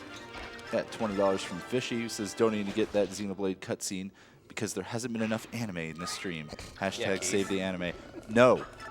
Just no. All right, so one more thing to note. Ike wants to dodge as much as possible. The hit rate of the soldier on Ike is like around 70, which is like around 85% chance of hitting. So I really want him. Ideally, I will never have to heal Ike. That's really rare.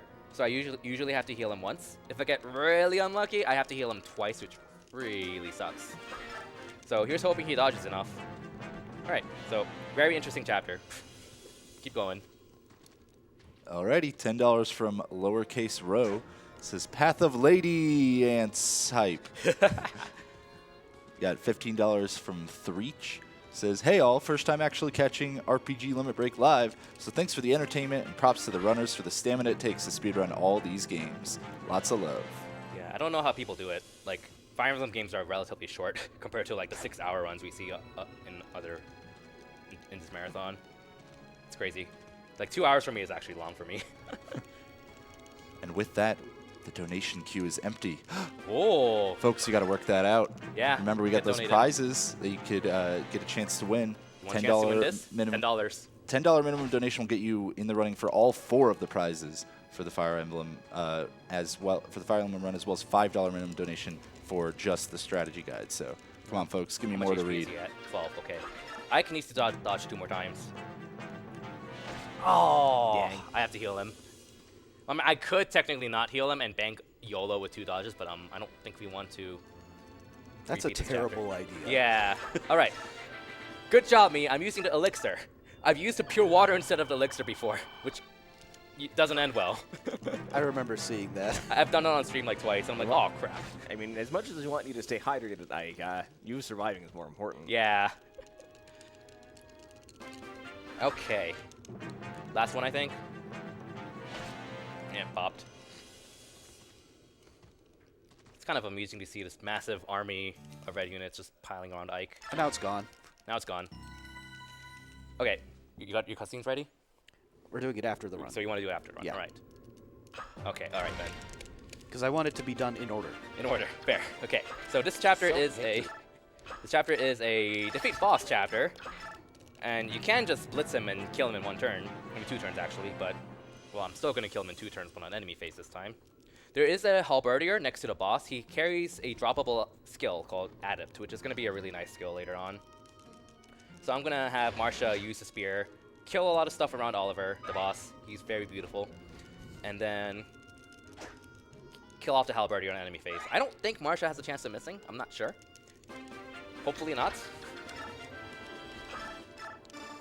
Well, 99 hit is pretty promising, so I probably should have checked this before this run, but hey, it's fun. Fun fact, both Kirby and I have had a double attack on a 99% to hit and missed both times. And remember, a 99 displayed hit rate is a 99.99% chance of hitting, so yeah.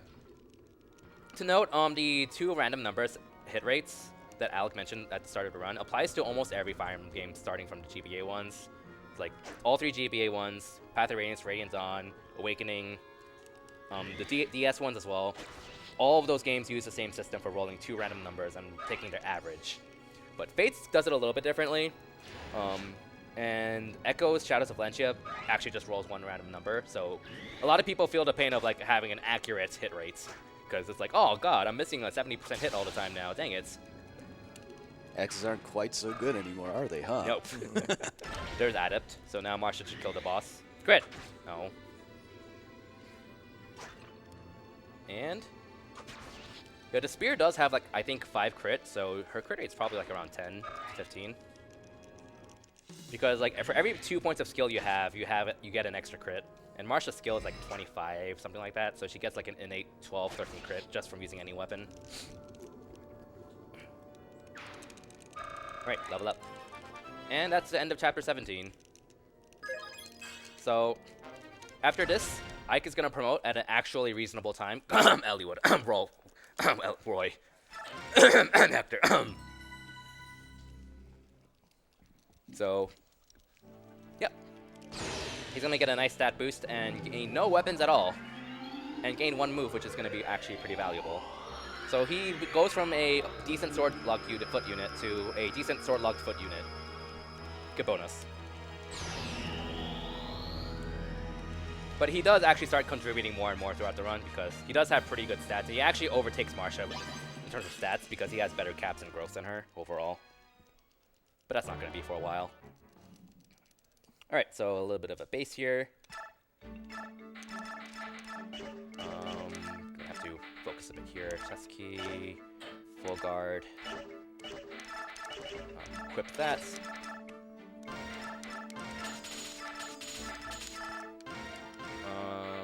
Okay, let's do this. RPGLB 18. There we go. What does the banner look like? It's blue, so I'll just use blue. And I need to cap out Marsha. So now Marsha's level is going to be capped after around the halfway point of the run. So, nice level.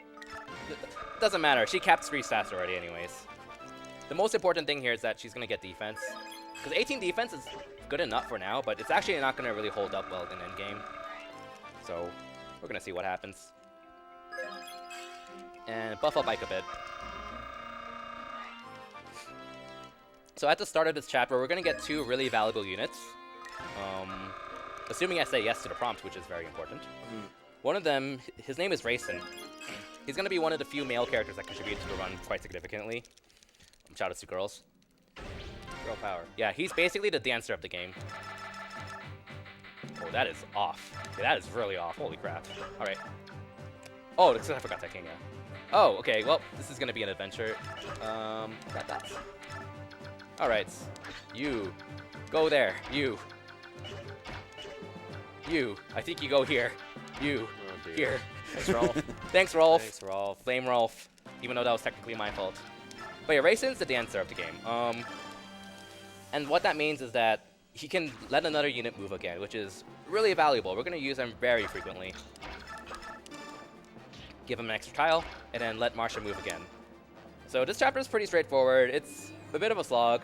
It is the route chapter, and there aren't really any shortcuts to this chapter because it's just kind of one long winding building. So the strat is basically just have Marsha fly as far as she can and kill everything on the way. There we go. And Raisin as a Lagoose unit, which are kind of like half-human animal kind of species in this game, they have like a transformation, and Raisin does have his own transformation, which happens after 5 turns, I think? Assuming he doesn't get attacked.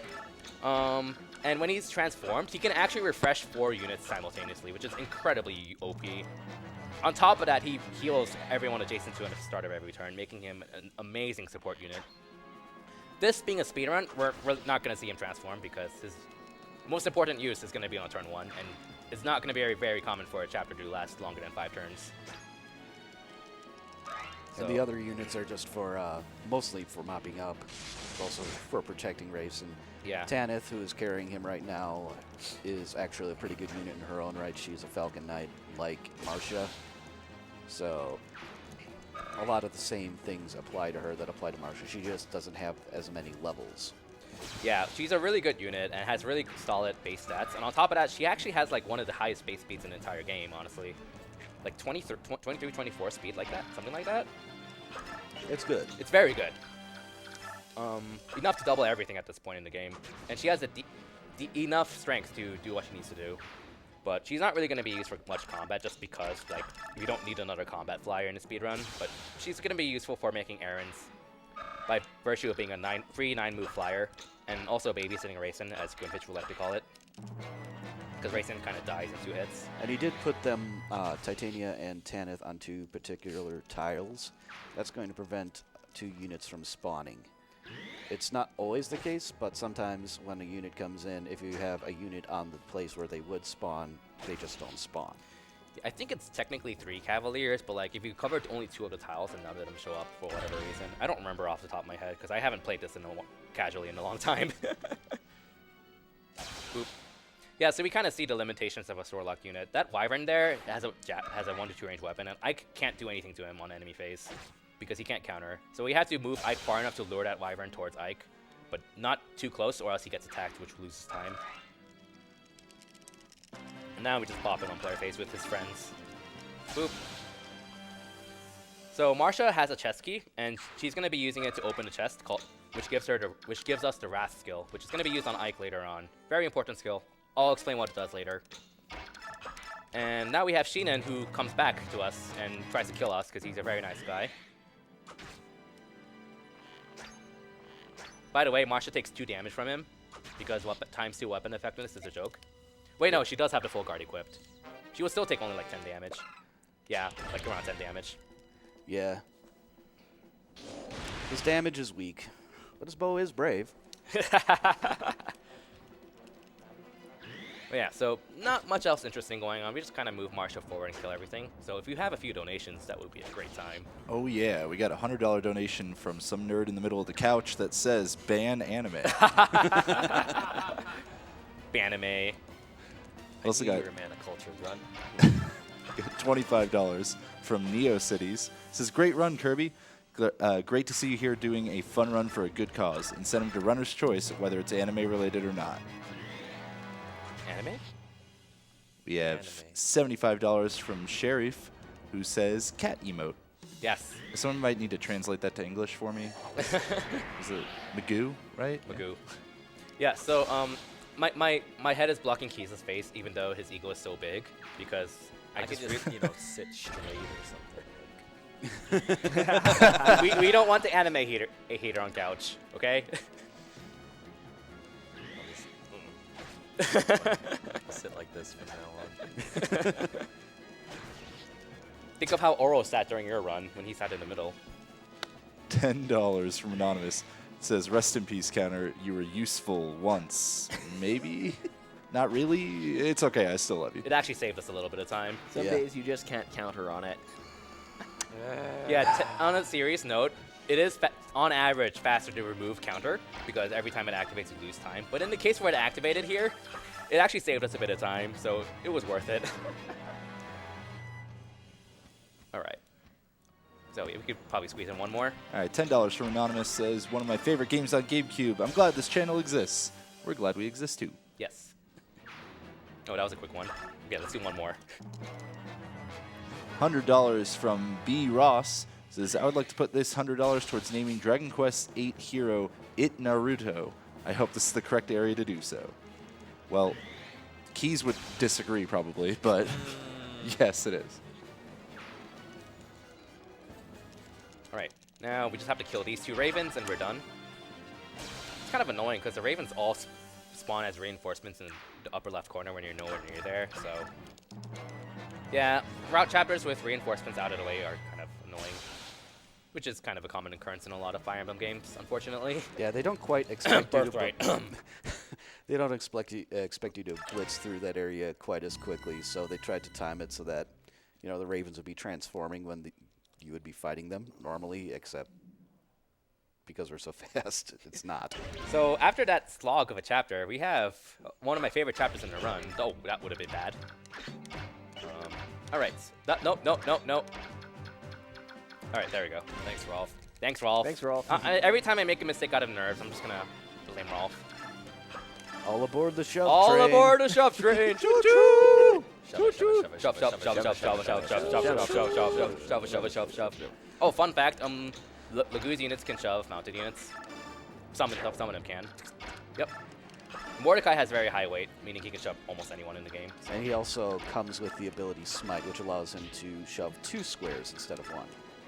Shove. So we just shoved Racing 5 times. And, hey, what's up? How's it going? So the goal in this chapter is to kill the boss. Guess what he's going to do? Shove. Choo-choo. All right. RPG LB! Let's go! Crit! Nah. Yeah, it's nice to get a crit because you skip that animation. The boss also has Adept, which lets him attack twice. And this just wastes time. Marshall has had no threat of dying. Yes! I didn't lose 30 seconds. Darn it. Yeah. Basically, the choice there is if you want your thief folk to promote into an assassin. The promotion takes time, and we're not going to use him for anything except opening chests, so, you know, whatever. I've avoided another Runkiller by not recruiting Khalil. So Yep. Khalil's a pre-promoted stage. She's really good, actually. Like, if you level up an unpromoted stage up to her level, her base stats actually kind of match up to, like, Soren, Tormod, or Ileana. And on top of that, she actually has pretty good growths. So she's just really good. To be careful here. Yeah, that's fine. And hardest advancement in the game. You have no idea how hard that is to do. Because the D-pad is really wonky with the advancements in this game. I have to sit down for like 2 hours just to practice that and get the muscle memory for it. Alright, so this is an Arrive chapter, so my goal is to get any unit to the upper right corner and end the chapter for me. Titania and Tanith are going to play support roles to visit 2 important villages. One of them gives us a Smite Scroll, which we're going to teach to another Tiger, Hawkeye. And the other village gives us the Rescue Staff, which we're going to use twice at endgame. So onto Khalil, which we just recruited. She is a pre-promoted stage. She has a, she kind of has a 255 crit Thunder Tome. Thank you, Crit Forge Glitch. On top of having pretty decent offensive stats all around, and we get her for free. She's just really good all around. Her main selling point compared to other mages is the fact that she has B ranks in all weapon types, which means that she can use Siege Tomes for all 3 types immediately. And Siege Tomes are tomes that let you attack up to 10 tiles away. No other unit in the game can do that. The downside to using her is that she uses knives. Yeah. Yeah. When you promote a mage into a sage in this game, you have a choice to let them wield staves or knives. Guess which is better? They don't get much strength. Yeah, they don't. I think Tormod has like a 35-40% strength growth. That might be Radiant Dawn, though. In one of the two games, he has like a higher strength growth than magic growth. I don't remember off the top of my head, but I think it's Radiant Dawn. yeah. Oop. So Tannis does have a chance of dying. It only really has a chance of dying if the Blizzard Mage hits her, but which he didn't, so we're good. Yeah, she needs to be hit several times in order for her to be in danger, really. Twice after the Blizzard hit. Oh, by the way, Rayson doesn't count as a flying unit until he transforms. So if he's transformed, he would die from that. Even though he can fly over gaps and rough terrain and such. All right. Friends! So this guy, his name's Shiharam. And I'm just going to style on this guy. Even though he has a poor family. This poor man has a family. Who we didn't meet in this run. I don't know who you're talking about. Apparently, I heard he has a daughter that's training up to be a knight just like him. I don't know. But Ike just styled on him. Wait, wasn't there that Wyvern Rider sitting off the map in that one chapter who never got on the map? I don't know what you're talking about. I don't know why. I don't know why that unit was just sitting there, but Eh. And visit this village. She's on her lunch break. She's on her lunch break. And then chapter is over. Alright, so this chapter is a siege chapter. You're actually in Dane, which is the enemy territory, but the king, he's kind of a jerk and just left. Wow, what a jerk. I know. What a digital dummy. What a digital dummy. Alright, what should I name this? Let's see. Wrath. Wrath! What's the exclamation point? I really should have practiced this beforehand. Oh well. I'll make it red. Red, Yes, yes. red. Okay. Yeah, naming these forges is throwing me off my rhythm of these bases, but whatever. So like the bases are like the hardest part of the runs, honestly. Just memorizing what to do, you have very little downtime to like try to think about what you need to do next. And on top of that, everything is Japanese, so kind of have to just memorize where everything is and practice it and build the muscle memory. Or learn to read Japanese. That too, but I'm lazy. So Ike needs to hit 14 resistance, which is why he has a band equip that boosts his resistance growth. That's because in this chapter, there is a unit in this game, in this chapter that tries to put you to sleep if your resistance stat is not high enough. Getting put to sleep is bad. And even if you can dodge to sleep, that's bad too, because you want the bishop, who has a sleep staff, to attack you and suicide on Marsha. If he tries to put you to sleep, even if he misses, he blocks the way to the throne, which is very bad. So I'm going to be boosting Ike and Marsha's resistance with Pure Waters, so the resistance is high enough for the bishop to not even bother trying to put him to sleep.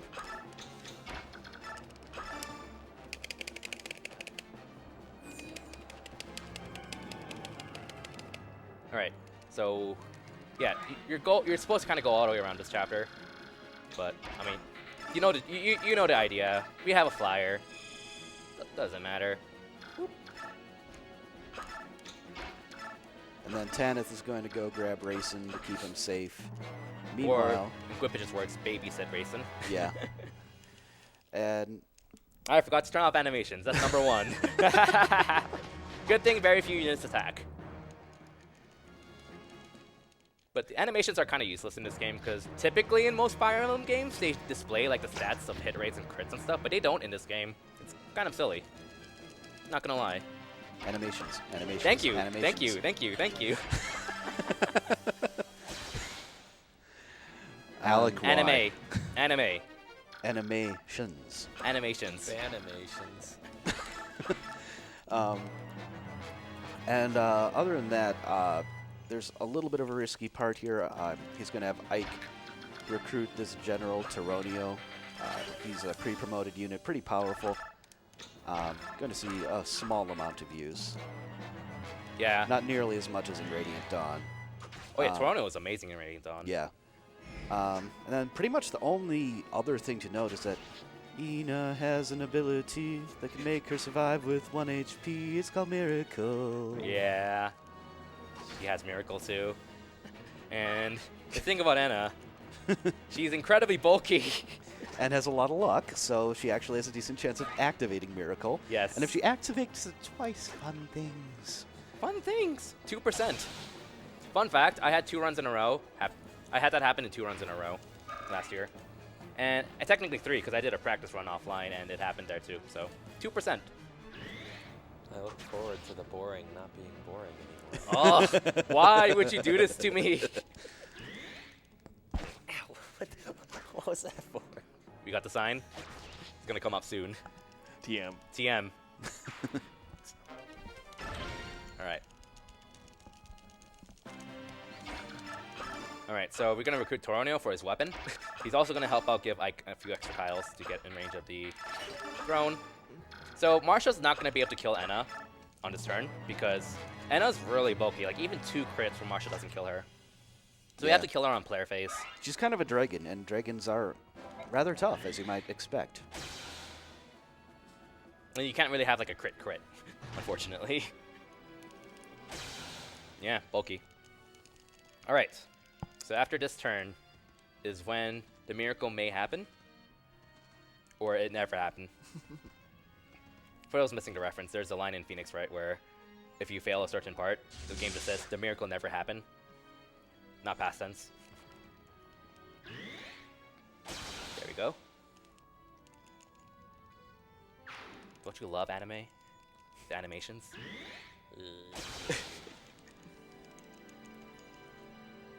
Alright, I think that's it. Alright, miracle. Miracle! I'm gonna turn on animations, so let's go. You have the poster? Yep. Just hold it. Just hold it up. Miracle! 14%? Oh, the miracle never happened. It never happened. How boring. How boring. Boring. All right, there is one more boss with a 19% chance of activating Miracle. So it's probably going to happen knowing my luck. All right, so this chapter is a pretty fun chapter. I like it a lot, both casually and like a more efficiency sake, because you have kind of an incentive to not kill the priests.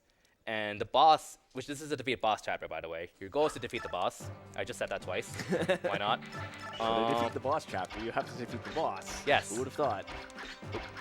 Wait, what's the thing you have to do again? You have to defeat You have to defeat the boss. Oh, and what kind of chapter is this? It's defeat the boss. boss chapter. Oh, okay. Yeah, so there's a bunch I of understand priests. The boss is all the way up here, and he's kind of blocked by a bunch of priests. So the game gives you incentive to try to use your shoving mechanic to not kill the priests. What am I doing? But we don't care. We're just going to kill them. Crit, crit, crit, crit. No. So yeah, Khalil's going to be nice here because she can use a Meteor Tome immediately and kill the priest blocking the way to the boss. In Meteor. And the ideal strat is to Meteor the boss 3 times, actually. With Khalil, who has like a 50% hit, and Tormod, who has like a 20 to 30 hit. Also, animations. Animations. Yeah. And you have to land all 3 of those in a row, which is the fastest strat, but good luck doing that in a run. Thank you. This is Titania's last kill in a run. Raise your Bible thumbs. Well. You did well, Titania. All hail girl Jagan. Thank you, Toronio, for your contribution to the run. Give Tannis, another girl, a spear. Tannis does have a chance to okay, never mind. Her biorhythm's good, so she has a 100 hit. Nice. Her hit rate can vary from like 80 to 100. It's pretty insane. But hey, I don't think I've ever seen 100 hit, actually. That's never happened before. Welcome to a marathon. Welcome to marathons. All right, so this boss has a chance of killing Marsha. Let's see. He has like a 16% chance of activating his skill Colossus, a 42% hit rate, which is roughly 30% of hitting Marsha, and a 21% chance of critting. If all 3 happen, she dies. Nope. Okay, nope. Didn't even hit. Didn't even hit. How boring. How boring. I should stop saying that. Yeah, way to Keep build it saying up. Statistically, the most likely option. Yeah, it's like a 1% chance, give or take a bit, because of biorhythm. Yeah, biorhythm's a good mechanic. All right, so we're gonna do a bit of management. Goodbye, lady. What should I name this? Girl. Girl. If you're getting rid of lady. Wait. Yeah, why not? I was trying to think if I could come up with something fancy, like Radiance, but pink. But it's not gonna fit. Girl PWR for girl power. Smite. Good old Hawkeye of the desert. Hawkeye, go! Hawkeye's gonna be nice later on. I gave Hawkeye Smite, which is gonna be useful later.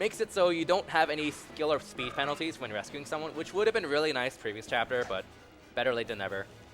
It's still very useful when you get it. Yeah, it's just a really valuable skill to have. All right. But yeah, this is kind of a chapter with a lot of downtime, so like we have plenty of time to chill and relax for some donations. Nice Already miss. we got $50 from Amazing Toaster. Says hashtag Team Anime for Kizaron. $5 from Claris says girl. Yes. Girl. Girls of Radiance. And with that, folks, I gotta say once again, we need you to get those donations in. I'm out. So while we're waiting, why don't I remind you that RPG Limit Break 2018 proudly supports the National Alliance on Mental Illness, or NAMI. If you want to get involved in the fight against mental illness and the stigmas it can bring, reach out to NAMI via their state organizations or on Facebook, where they can be found as NAMI, on Instagram and Twitter as @NAMICommunicate, or check out their Tumblr blog at notalone.nami.org. It's not a weakness to need help. Reach out if you think you need help. Okay. All this anime love proves that we need a lot of help. Oh my god. Someone doesn't like anime. Who, me? I think you're thinking of Hobbs. Can confirm. Alright, so funny enough, we actually just got 2 new units. Lucia. How? Wow! Ow! That Get poor crit? guy. That was rude. That's actually not a bad thing, because a green unit dying on this turn saves a bit of time on the next other phase. But yeah, we just got 2 new units. They're kind of not that great. But thankfully we don't have to care about them, because they spawn barely out of range of all the enemy units, so we can just ignore them. The worst case scenario. Even go after the guy who got crit. I know. What a waste. Well, I guess it's because they're archers. Yeah. But yeah, the worst case scenario of these green units is that there is a Valkyrie who can use her staff to heal, and that healing animations cost a lot of time. So this is kind of just an annoying chapter where there's just so much out of your control that you can't really do much about. So it's kind of annoying. We got a $1 donation from Mecha again. It says dropping Titania, pitfall. Pitfall. It is a common pitfall to stop using Jagan units, quote, quote. Nice miss. Nice miss. What is that guy's hit rate? I kind of want to see. Spear on curious. spear, it's probably above 50. Like, I'd say around 60, 70. Well, I mean, that soldier's probably going to die. Oh. He survives. Oh, he survived. One less animation? One less animation. I kind of want to check out what their hit rate was. Let's see. All right, this guy's dodge is 19, so it's kind of terrible. Yeah. How did you dodge? That's like 80%, 70% displayed hits. 2 of them, and you dodged got 90 hits. What? Wow. That is one lucky soldier. Yeah, I also avoided the Runkiller. I have a tendency to forget the Savior Scroll, which is kind of bad. Alright, so this is the last route chapter in the run. Woo! Yay. Yay! Less route chapters. So I'm going to do a bit of inventory management. That's right. Hi, Lucia. Bye, Lucia. Yep. And give Savior to Marsha, our savior. I also need to give her a spear. I forgot about that. Good thing I remember just now. Right, give me that spear. This is Morty. Should be everyone. Shoutouts to Hawkeye. Let's go, Hawkeye. Shoutouts to messing up advancements. Let's go, Alright, Rolf. This is kind of a gimmicky chapter. It's a mountainous chapter, and mounted units on a horse actually have like only 1 or 2 move on this chapter, most of it, which really sucks. But, I mean, we have flyers, so we don't care. This chapter also has a bunch of boulders, which you'll see at the very top right here. We're first going to kill the boss in turn 1, by the way. He has Resolve, which boosts your strength and skill and speed, but he's using a magic weapon, so it doesn't help him at all. But yeah, so there's a bunch of boulders. Each one of those has a predetermined unique path, and if any of your units step on that path, then they're going to shove the boulder, which wastes a lot of time. So I need to position my units carefully to avoid those paths. And the exception is that there's one boulder on the right side that's always going to get shoved no matter what you do, which hurts 2 enemy units and strips them from, damages them does 10 damage to them. Without hurting any of my units, so good job. But yeah, so Marsha's going to kill pretty much everything at the top because, you know, she's kind of OP. Ike is going to help clean up the left side, and Khalil is going to help clean up the right side. It's really important to keep Rayson and Tanith out of range because that ballista at the top is a long ballista, so it has like 15 range, I think. It can actually reach Ike all the way from there. Yeah. So it's really scary. It can actually go a couple square or two past him. It goes really far. Yeah, it does. And again, shoutouts to Khalil, who's an awesome mage. It's kind of funny because it's a really fun combo to do in a Japanese version of the game is to give a good mage at 255 crit Thunder Tome, and also give them Vantage. Excuse me. Because they're just gonna one-shot everything before an enemy even attacks them. Yeah, it's not as pronounced as it is in a lot of the older games, but a lot of units have lower resistance. Mm-hmm. So they'll take more damage from a mage than they would from a melee or archer. All right, nice dodge. Yeah, and we also have Hawkeye. He's gonna be giving Ike some smites. It's kind of nice to use Hawkeye because he has something called a Demi Band, which when a Legu's unit equips it, they're permanently transformed while it's equipped. But they face like a minor stat loss, like in a lot of their other stats. But in the case of Hawkeye, it doesn't really matter because we're just using him as a smite bot. Yeah, so you gain movement on transformation as well as certain stats are increased, and it just decreases the amount of increase. So it's both nice. good and not good. It really depends on what you're going for. Mm-hmm. And no, you cannot use a Demi Band on Rayson. Unfortunately, that would be amazing if you could. Yeah, because when Rayson is transformed, he can affect 4 units surrounding him in the cardinal directions. There you go. Cat. Yeah. I'm sorry. Meow. Oh, by the way, new strat. I think that's right. Isn't it? That's right. This saves like a half second, except I lost that time from thinking about it. Gwimpage suggested randomly in my last stream before coming here of moving Morum out of range of that ballista. And we see like 1 less ballista use, but the archer moves anyways. So it's like very little time save. But hey, thanks Gwimpage. So this turn's kind of iffy because Marsha has not gotten any stronger. And like she barely killed this warrior with a spear. And the spear is 1 point stronger than the forged javelin she's been using. And if you're really unlucky, there's a chance that the wyverns and or warriors actually survive. And if they do survive, you lose a turn. And there's really not much you can do about it. Thankfully, losing turns isn't the end of the world because there aren't any reinforcements on this chapter, so just have to chase them down and finish them off. You're kind of seeing Marsha taking a lot more damage now because the enemies have started catching up stat-wise and are starting to do decent damage with better hit rates. Which is where her 18 defense is where it starts lacking. And there are some chapters near endgame where she actually has a legitimate chance of dying. Which just happened before this run in practice. Ooh, that wyvern rolled low defense. Alright. And one more. Crit. No. Like you can see, a forged javelin would not have killed him. He would be left at 1 HP with it.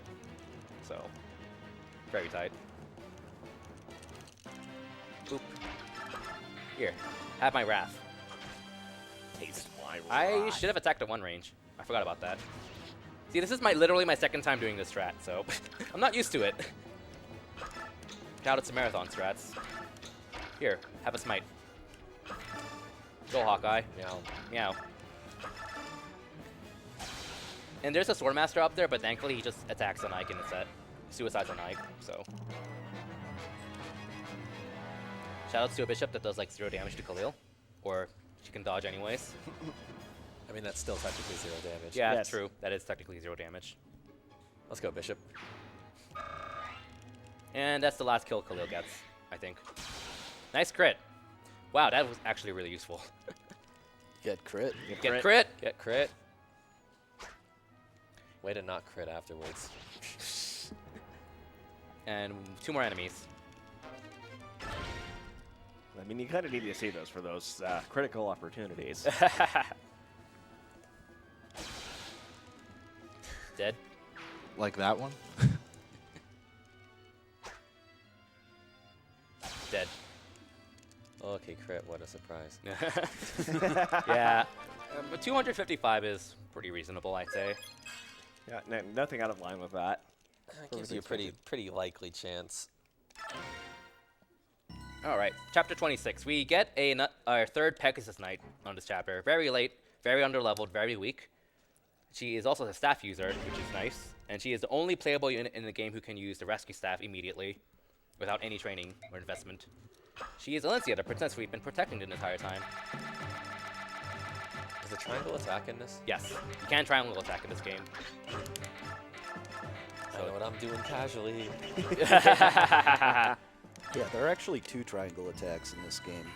There's one with Alencia, Tanith, and Marcia, and then the other one is actually with bows with Void, Oscar, and Rolf. Thanks, Rolf. Thanks, Rolf. Yeah, it's not practical because on one hand, it requires you to train Rolf. Yeah. And on the other hand, it requires that you give Oscar bows, which is not a very good option. Challenge accepted. Challenge accepted. Do it. Do it for the memes. But that ruins girl power. That's true. Girl power plus boy triangle.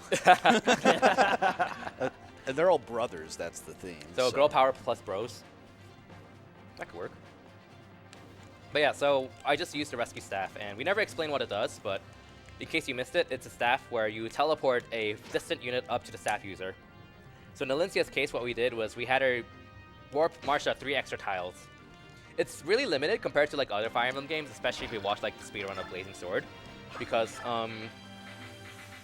in the range of the rescue staff is your magic divided by 2, and Alencia's magic stat is only 12, so she only has 6 range with it, as opposed to say Pent from Fire Emblem Blazing Sword, where he has like 12 range or whatever. Pent is so good. Pent is so good in Blazing Sword. Oh my god. Both in casual and the speedrun. Yes. Yeah, I was about to Carries say, so He's much just so weight. good, I was period. about to say, even casually, it's really foolish not to consider adding him to your team.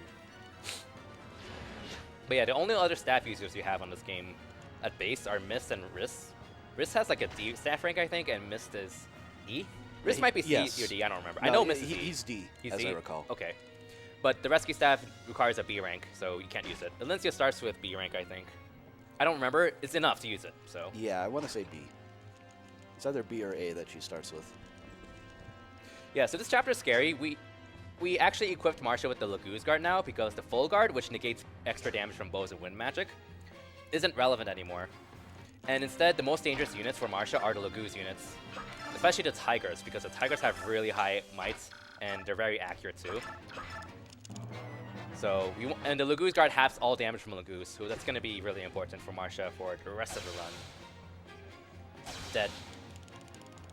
There is a way to end this chapter 1 turn earlier with the tools I have, and should be faster, but it's really unreliable because it requires killing the boss on player face with Marcia, but the boss heals himself with his weapon, and if he hits, your run's over. So I don't know if I'll ever implement that strat or not. I don't think I want to, because adding more run killers kind of sucks. But we'll see. All right. So we can squeeze in like 2 or 3 donations before I talk about the next chapter. All right, sounds good. We got $25 from Lone Wolf, who says anime. $5 from Hikari New 124, who says hi Kirby, Magoo. Magoo. Magoo. Meow. $5 from Anonymous says hello Steve, we were watching you at work. Give us a pun. He does Somehow I not don't appear to think want that'll to. work out. Yeah. Our $15 from Valora says, I won't be able to watch much of the marathon this year, but still want to support your great cause. Shoutouts to all the runners, crew, and of course, Kirbymastah. Greetings from Germany. Greetings from Germany. I'm surprised I haven't heard that until now. All right, so it should be soon, I think. Ah, no, not yet. One more. $10 from Tried to Run. It's 2:30 a.m., but I just had to tune in and watch Kirbymastah play some sweet old Path of Radiance. Marcia is our savior. Yep. Okay. Renewal. All right, so the next chapter is a popular chapter, not because of the chapter itself, but it's because you fight the Black Knight in this chapter.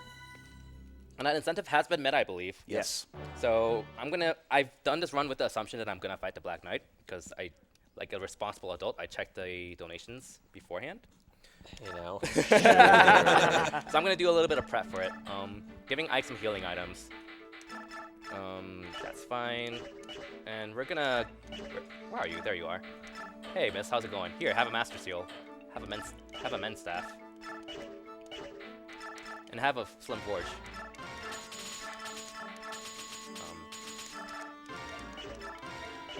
And give Ike some skills, wrath, and adept. Save just in case I did something wrong. I don't think I did. That should be fine. You're not done with Mist. Yeah, I'm not done with Mist. I almost missed that. So I'm gonna be leveling up Mist to level 10.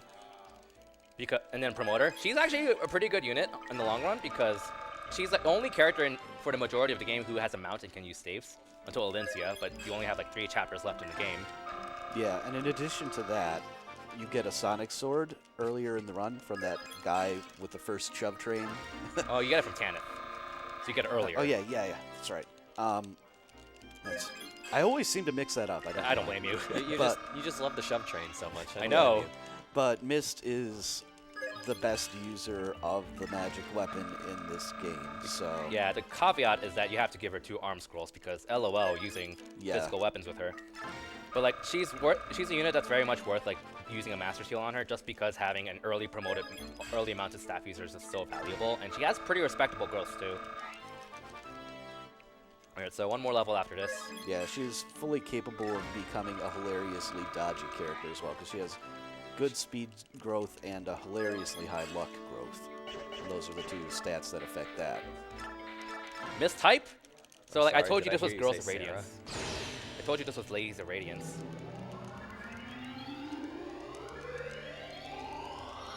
Promotion. Alright, so the Black Knight fight, I don't really need Mist, I'm just doing it for fun. But I can't guarantee beating the Black Knight, so I believe the incentive says I'll give it 2 shots Yes. to beat him. My chances of beating him are relatively high, actually, with the strat I have laid out.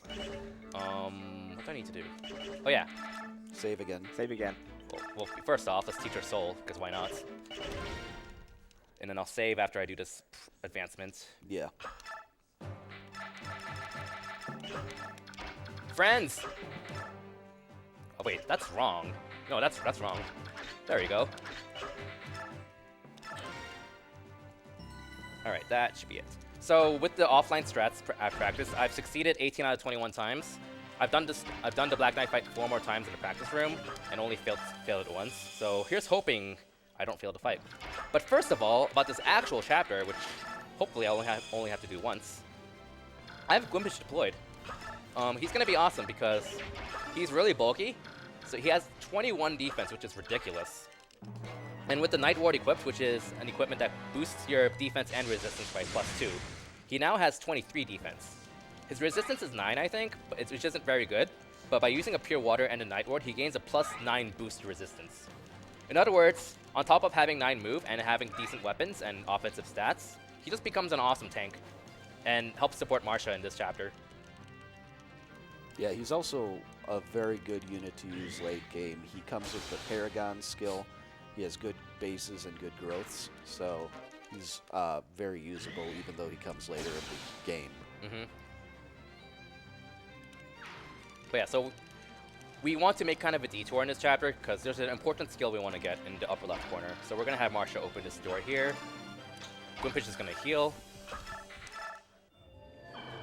Shout out to Gwimpish.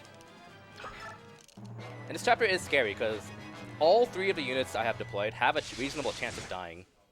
Ike is the most likely chance of dying, so like I really hope he doesn't die because that means I'll have to redo this entire chapter in Don't die. minutes. Yeah, don't die. But yeah, so we're gonna see what happens. Upcoming on this turn, there's gonna be a mage blocking Marsha's path. Gwimpish is gonna go ahead and kill that mage and also take the chest key from her. The chest key is gonna be important for grabbing the chest to the upper left corner, which it has the Resolve scroll. And Resolve is a skill we really want to put on Ike for endgame. But yeah, so like I guess there's not much going on. Not much else going on. I don't know how to talk. I can talk about Ike's skills right now. So he has the Wrath skill equipped, which we got back in chapter 18. The Wrath skill, what it does is if you're at 50% HP or lower, you get a +50% added on to your crit. So if you have a 0 crit on an enemy and you're at half HP or lower, you have 50% crit. On the other hand, he also has Adept equipped, which has a skill percent chance of letting Ike attack twice. Both are very valuable for the Black Knight fight, and you still want Wrath for endgame anyways. And this is much more reliable than using Ether, which is Ike's mastery skill, because Ether's activation rate is only skill percent, which is the same as Adept. And a Wrath crit does about the same amount of damage as Ether anyways, except Wrath has a 50% chance of activating anyways, like getting a crit, so its chances are much higher. And since you can combine Wrath with Adept, you basically have a solid setup for the Black Knight fight that, in my experience, probably has like a 80% chance of winning, roughly, as opposed to using Ether, which is like 50%, 60%. The other strat that would be nice and that we'll be switching to later is Resolve. But Resolve is actually what he's going to be picking up in this chest here. Yeah, so we can't assign a skill during a chapter. But yeah, so that's the setup I have for the Black Knight, and hopefully we'll defeat him. We don't need Mist, but why not have her more girl representation? I've got a pretty important donation if now's the fine time. Go for it. Got a $4.99 donation from PX who says, Keys, get off Twitter. His ego is so big. I'm preaching the truth right now, okay? All right, so this boss has really good stats. He's very scary. He's very bulky. He has a Night Ward equipped, which gives him a defense boost. And one more thing. He has a Brave Lance, which attacks twice. And one more thing. Halfed has an ability that can make him survive with 1 HP. It's called Miracle. Oh, wait a second. I did that wrong. Shoots. I was supposed to give Ike an elixir, but I took Ike's elixir to Marsha, so that's going to be a problematic. Hopefully... No, I can fix it. It's fine. I can trade next turn. It's fine. It's fine. Okay, he needs to dodge. Okay, good. So, we got the Miracle sign ready, because this boss is going to activate Miracle, probably. Here we go. Miracle. Miracle. Ow. Miracle. 19% chance of Miracle, by the way. Ah, the Miracle never happened. This run has been miraculous. Disappointing. How boring. How boring, I know. Please don't say that. Why isn't this working? I kind of honestly wish one thing silly happened in this run.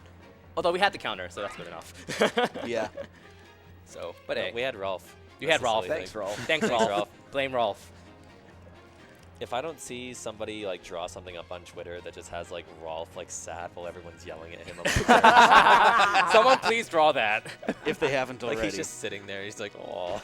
Aw.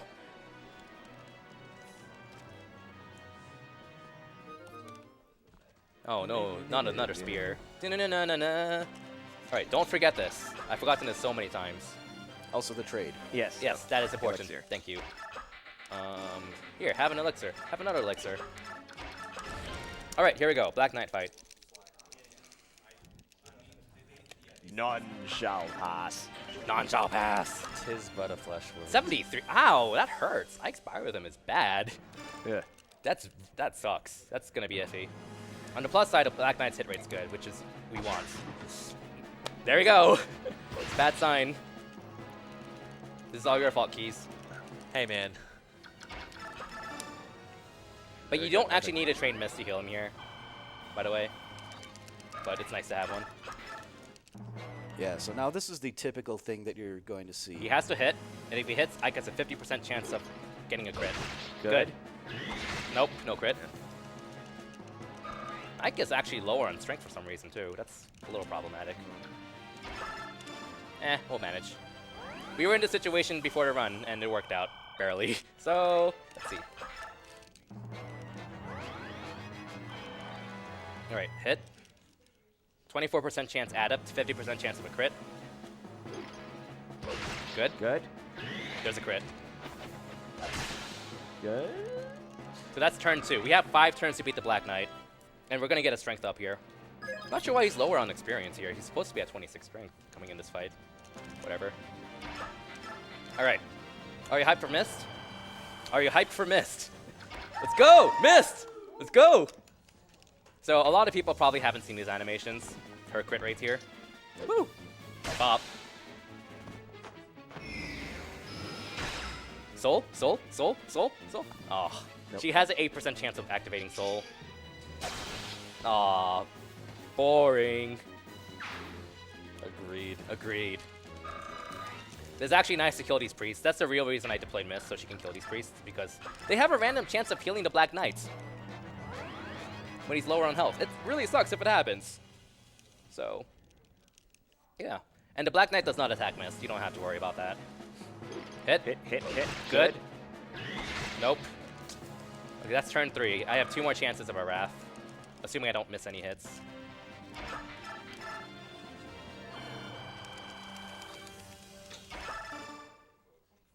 Go. Let's go, Mist. Let's go, Mist. Let's go, Mist.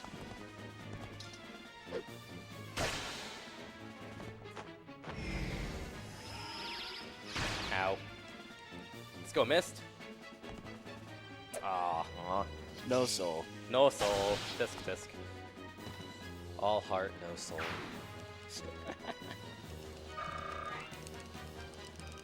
All right, get out of there. All right, hit, hit, and adept crit will be nice. He hasn't adept once yet. Good. There we go. There's Yeah. adept Yes. crit. There's a crit. Another crit. One second one. However, We have another turn. We do have another turn. So as long as Ike doesn't miss, actually, no. Heal him with mist and then just attack. I can. But if he misses, He's that's at game one- over. Oh, yeah, true. If he misses, that's game over. That, So so this would be safer. yeah, this is just safer. All right, hey, missed. Peace out. Bye, Mist. Bye, missed. Thanks, Mist. All right, He did good, Ike Mist. cannot miss. If he hits, we're good. Fortunately, his Spyro should have improved since that first turn in here. Okay, Yes. yes, we got it. Ooh, barely. You indeed brave tonight, but the fight is mine. Yes. And since he doesn't have to face half it again, we had no miracle this run. The RNG does it all for us. To cost a run or just a turn, the timer ticks, you feel anger burn. It's a miracle. Beautiful. It's a miracle. I forgot to remove adept. Oh, well. Okay. Beautiful. Okay, do we have 2 chapters left in the run? I'm gonna remove adept right now. Honestly, we should like have this signed by everyone and put this up for a bid war. $5 minimum entry. By the way, just in case you Animations. forgot, animations. Thank yeah. you. Thank you. Thank you. Yeah, Luke, forgetting animations in turn 2 of this chapter is kind of terrible because you lose like 5 or 6 minutes. It's great. It would be a lot, yeah. It would be a lot. This is another Seas chapter.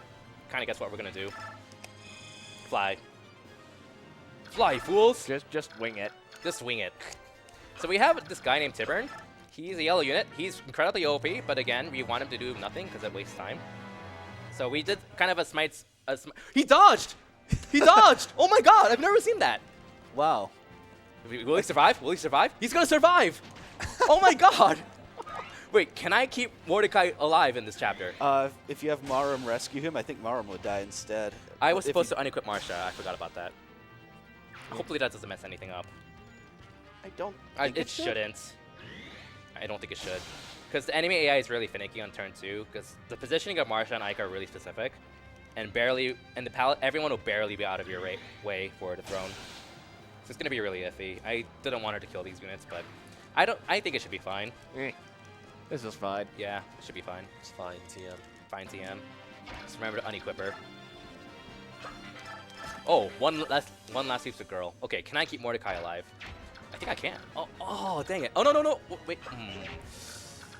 Smite him in there. I could, but Send him down there and then smite him with Marum. I could do this. Save Mordecai! Save Mordecai!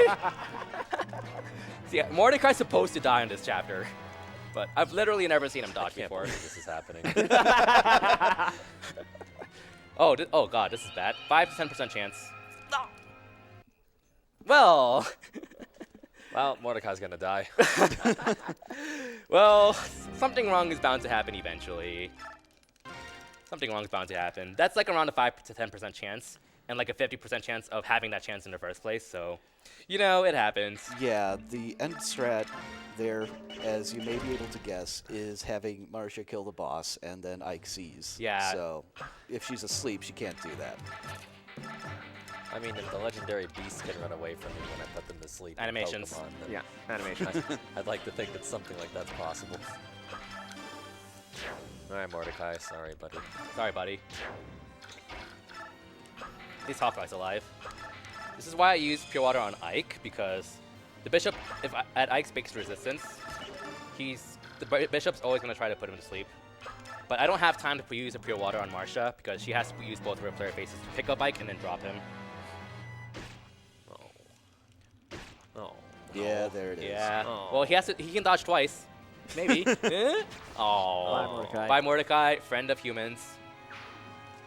Rest in peace. Yeah, I've literally never seen Marcia get put to sleep there before. That's never happened before. I knew it was possible. Yeah, she has a really high resistance stat, so it's quite unlikely. It's not super high. It's just enough for so if the Bishop rolls 1 lower magic, he's not going to try to put her to sleep. So like, his chance of trying to put her to sleep is determined by what magic he rolls, which is random. So here we go. Hopefully he rolled lower magic this time. Okay, I think we should be good. I think the second Bishop, the Sleep Bishop, moves right after that, so should be fine. Yeah, we're good. All right, so Ike actually has the Ragnell equipped, which is his ultimate weapon. It's really good. It's a 1-2 range weapon, which fixes his weakness. It's incredibly powerful, very accurate, has 5 crit. And the big thing here in the context of this chapter is that it gives him +5 defense, which is really valuable, because Ike, without that, Ike would have a chance of dying. So you can kind of see Marcia's taking a beating, but she'll be fine.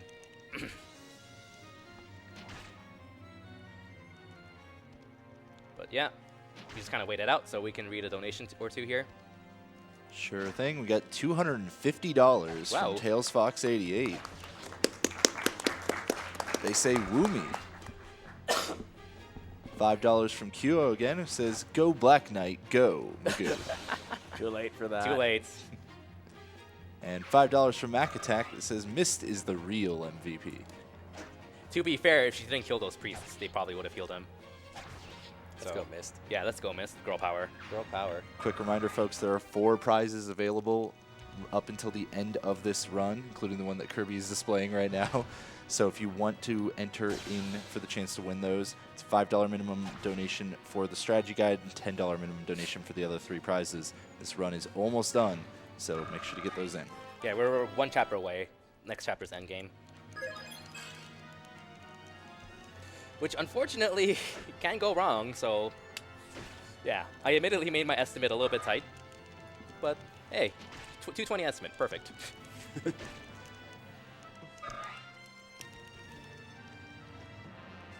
Okay, come on. Long enemy phase, hurry up. The woes of speedrunning Path of Radiance, or rather, Path of Animations. Path of Anime. Path of Anime. Alright, so the good thing about Marcia getting put to sleep last time was that we don't break Girl, because Girl was at 1 use left. Let's go, girl. Let's go, Girl. That is the last kill Marcia will get in the run.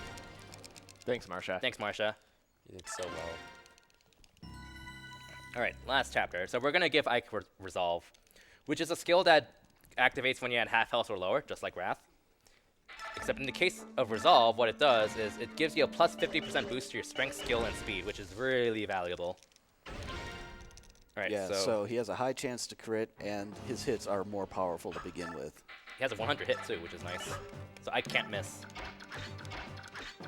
Which is going to be really important for the Ashnar, the final boss. Yeah, without it even capped, I want to say his hit chance is around 70 to 80% display. He does like 9 damage. Yeah. So you really want to have Wrath Resolve. Hawkeye's last smite. Did good.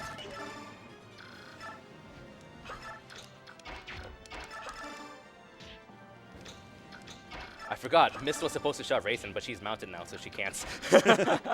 Alright, this is the second and last use of the Rescue Staff. We're going to kind of warp Raisin all the way up.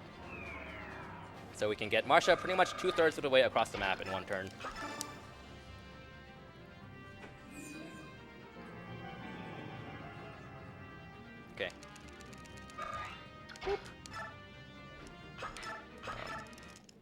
So Ashnard has a trigger point where when you hit a certain trigger line, he becomes activated and chases you down.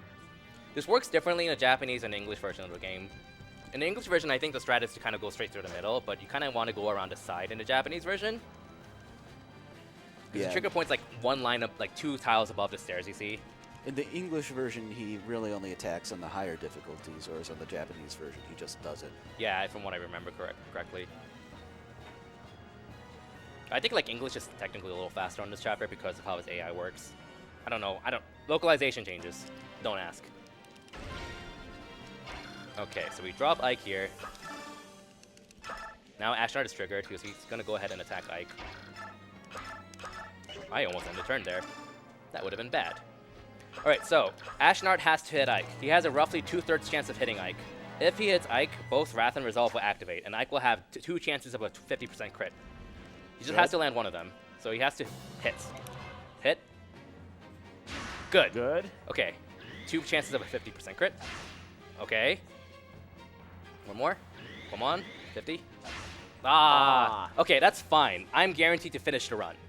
Because the worst case scenario is if Ashnard misses. Because if Ashnard misses, Ike can't do anything on player phase. He has to just run away. But if Ashnard hits Ike, even if I don't get a crit, I can still finish off Ashnard on player phase because he has 100 accuracy and is strong enough to finish him off.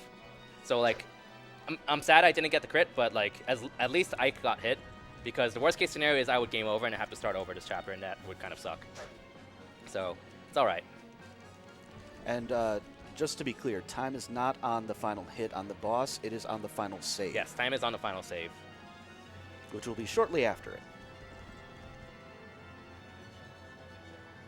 Oh my god, it's so long. Path of Radiance, or rather, Path of Animations. Path of Enemy Phase. Path of Anime Phase. All right, let's do this with animations. All right, let's do this. Get a crit for the fanciness, for the swag. No, he got no crits. Oh well. What a loser. What a loser. Game over, to be honest. just game over. So time will be coming up in probably about 30 It seconds. takes like 20 seconds to die. It's very soon. Time is coming up. Or less, actually. Right about now. Time. There you go. That's Path of Radiance. So, I guess, so you want to do it? Yeah, I think we have just enough time to get through this, honestly. Unless someone wants to veto. I'm not seeing any vetoes. So this is something that was supposed to happen during the run. We're planning on doing it I'm stupid, anyway. I forgot it. So, okay. You ready for this? Okay, don't skip it. What is this? Who are you? What have you done with Nesala? Ooh. Oh, this is something everyone should see. There can be no doubt I gaze upon the last living wonder of Sereni's royalty. Those golden locks, witness how they gather in the morning sun and multiply its brilliance. The gentle luster of those argent rings. Manifest proof of royalty as sure as I am alive. Magnificent, absolutely magnificent. A true work of art wrought in flesh and feather. All this beauty, mine. The fortune I paid the Raven King seems like a pittance compared to this treasure. What? Nesala sold me? To you? Oh, you are exquisite, even in rage. Now, if you behave yourself, I'll grant you a life of luxury. Ow! Punch him. My nose! My beautiful nose! Bishop Oliver, you winged freak, you'll pay for that! No! No, you mustn't harm him. You mustn't ruffle a single feather of those gorgeous wings. My beauty, you mustn't be frightened. In time, you'll come to see how kind and charitable a master I can be. This is madness! Oh, so frightening. How delicious. But I fear that we must now be separated for a short while. Loyal servants, attend my words. You must not raise a hand to this one. Prepare his meals with care and do not disturb his rest. I would not see his countenance marred by displeasure. Herons, you see, are such delicate things. And then at the proper time, yes, the proper time, when will it be? I say to you, those haughty senators and their ilk have looked down their noses at me for the last time. I shall show them all. Oh, but I must have a grand stage, one where none can fail to see me. The Serenese Royals are creatures of legend, and when I arrive with one at my side, I can hardly wait to see Dugados' face. Oh, Nesala, you wretch! Curse your eyes! How dare you do this to me? Curses. All right. I think we're gonna cut off here. There's one other one. It's a little bit shorter. So, Yeah. yeah, Do it. That's the Voligen, just do it anyway. yeah. Yeah. No? All right. That's all right. You can cut it off for now. Thanks a lot for having me up here. It was fun. And thanks for the support. I want to give a quick shout out to the Fire Emblem community. I don't have much time, but definitely shout outs to Gwimpage, who also ran this game a lot in HDQ and put together this route. But there's a lot of other people I like to give a shout out to, but we're behind schedule, so as RPG Limit Break tradition, so let's go. All right, thank you, Kirbymastah, for an excellent Fire Emblem 9 Path of Radiance run. Want to quickly mention that we got a $120 donation from Hactical, who said, put this towards PopChamp for the DQ8 hero name, and that means that there is a fierce bid war going on for naming the hero in DQ8 right now, which is the next run, so be sure to get in any last-minute donations because there are 3 names sitting there at the top at the moment. All right, in fact, we've actually got an interview coming up next, so I'm going to throw it over to the interview couch. Take it away, Bowie. Thank you very much, J Hobbs. I am joined by Creative Ellie, who will be running Dragon Quest VIII, the 3DS version, just afterwards. We're just getting set up for that now. Ellie, obviously, welcome back. This is your second time at RPG Limit Break. This time, obviously, running Dragon Quest VIII 3DS version, kind of exciting. So the PS2 version, obviously, there's huge differences between both that and this version. So I believe the time is a roughly like 11, 12-hour run for PS2, Absolutely. And it's like an 8.5-hour run for 3DS. Due to those massive quality of life changes. So what is it about the 3DS version that kind of makes it so much better, more viable as a run and makes it much faster? Absolutely. The most common question that, me, Purple, High Spirits get when we do the 3DS version. A bit closer. There we go. There we go. The most common question that me, High Spirits, and Purple get when we do the 3DS version is, why is this speed run so short compared to the PS2, like you mentioned, like 3 to 4 hours? And it's a lot of the quality of life changes. PS2, if you're familiar with the one, we grind metal slimes. We have to actually whistle for them. Yeah. But on the 3DS version, we actually see the enemies, so that's one of the biggest quality of life changes. Other ones include instant alchemy pot, faster animations. Those definitely contribute to the 2-3 hour speed up of the 3DS run. I can imagine the speed up in fights is a huge one. I believe there's the introduction of a new item called the Double Bubble, which increases our experience yield as well. You were mentioning the metal slimes being a big part of the Dragon Quest VIII speedrun. I know that anyone who's seen either a PS2 run or if you run it yourself know that it can be like upwards of 20-minute, 40 sections. Yeah, thanks to Double Bubble, we only have to grind for 10 liquid metal slimes, where in the PS2 version, we spend like 3 to 4 hours just looking for slimes. Thankfully, in the 3DS version, thanks to things like the Double Bubble and being able to see the slimes, we have a total grind time of about half an hour, which is a huge significance. For the size of the game as well. It's got Correct. a huge difference. Yeah. So I was mentioning earlier that this is your second time here at Limit Break. You were here last year running Final Fantasy VII and then and Dragon Quest VIII are arguably the two most popular titles in these two pillars of the RPG genre. They're one of the biggest series, or two of the biggest series out there. Would you say that Dragon Quest VIII is your favorite? And if so, why does it? What about 8 makes it your favorite? Well, Dragon Quest VIII, one of my first PS2 games. Absolutely fell in love with it. From the story, from the gameplay. I mean, FF7 is going to be my favorite game, but DQ8 takes the cake in terms of PS2. Yeah. So immediately, when I started speedrunning, I was looking into FF7 DQ8. But DQ8, probably my favorite Dragon Quest game. There. Brilliant, really good to hear. So, I mean, talking about Dragon Quest, it is a big series, been going on for a long time, and obviously looking forward to DQ. We do have the 11 coming out, I think later this year in September. Yeah, so Dragon Quest 11.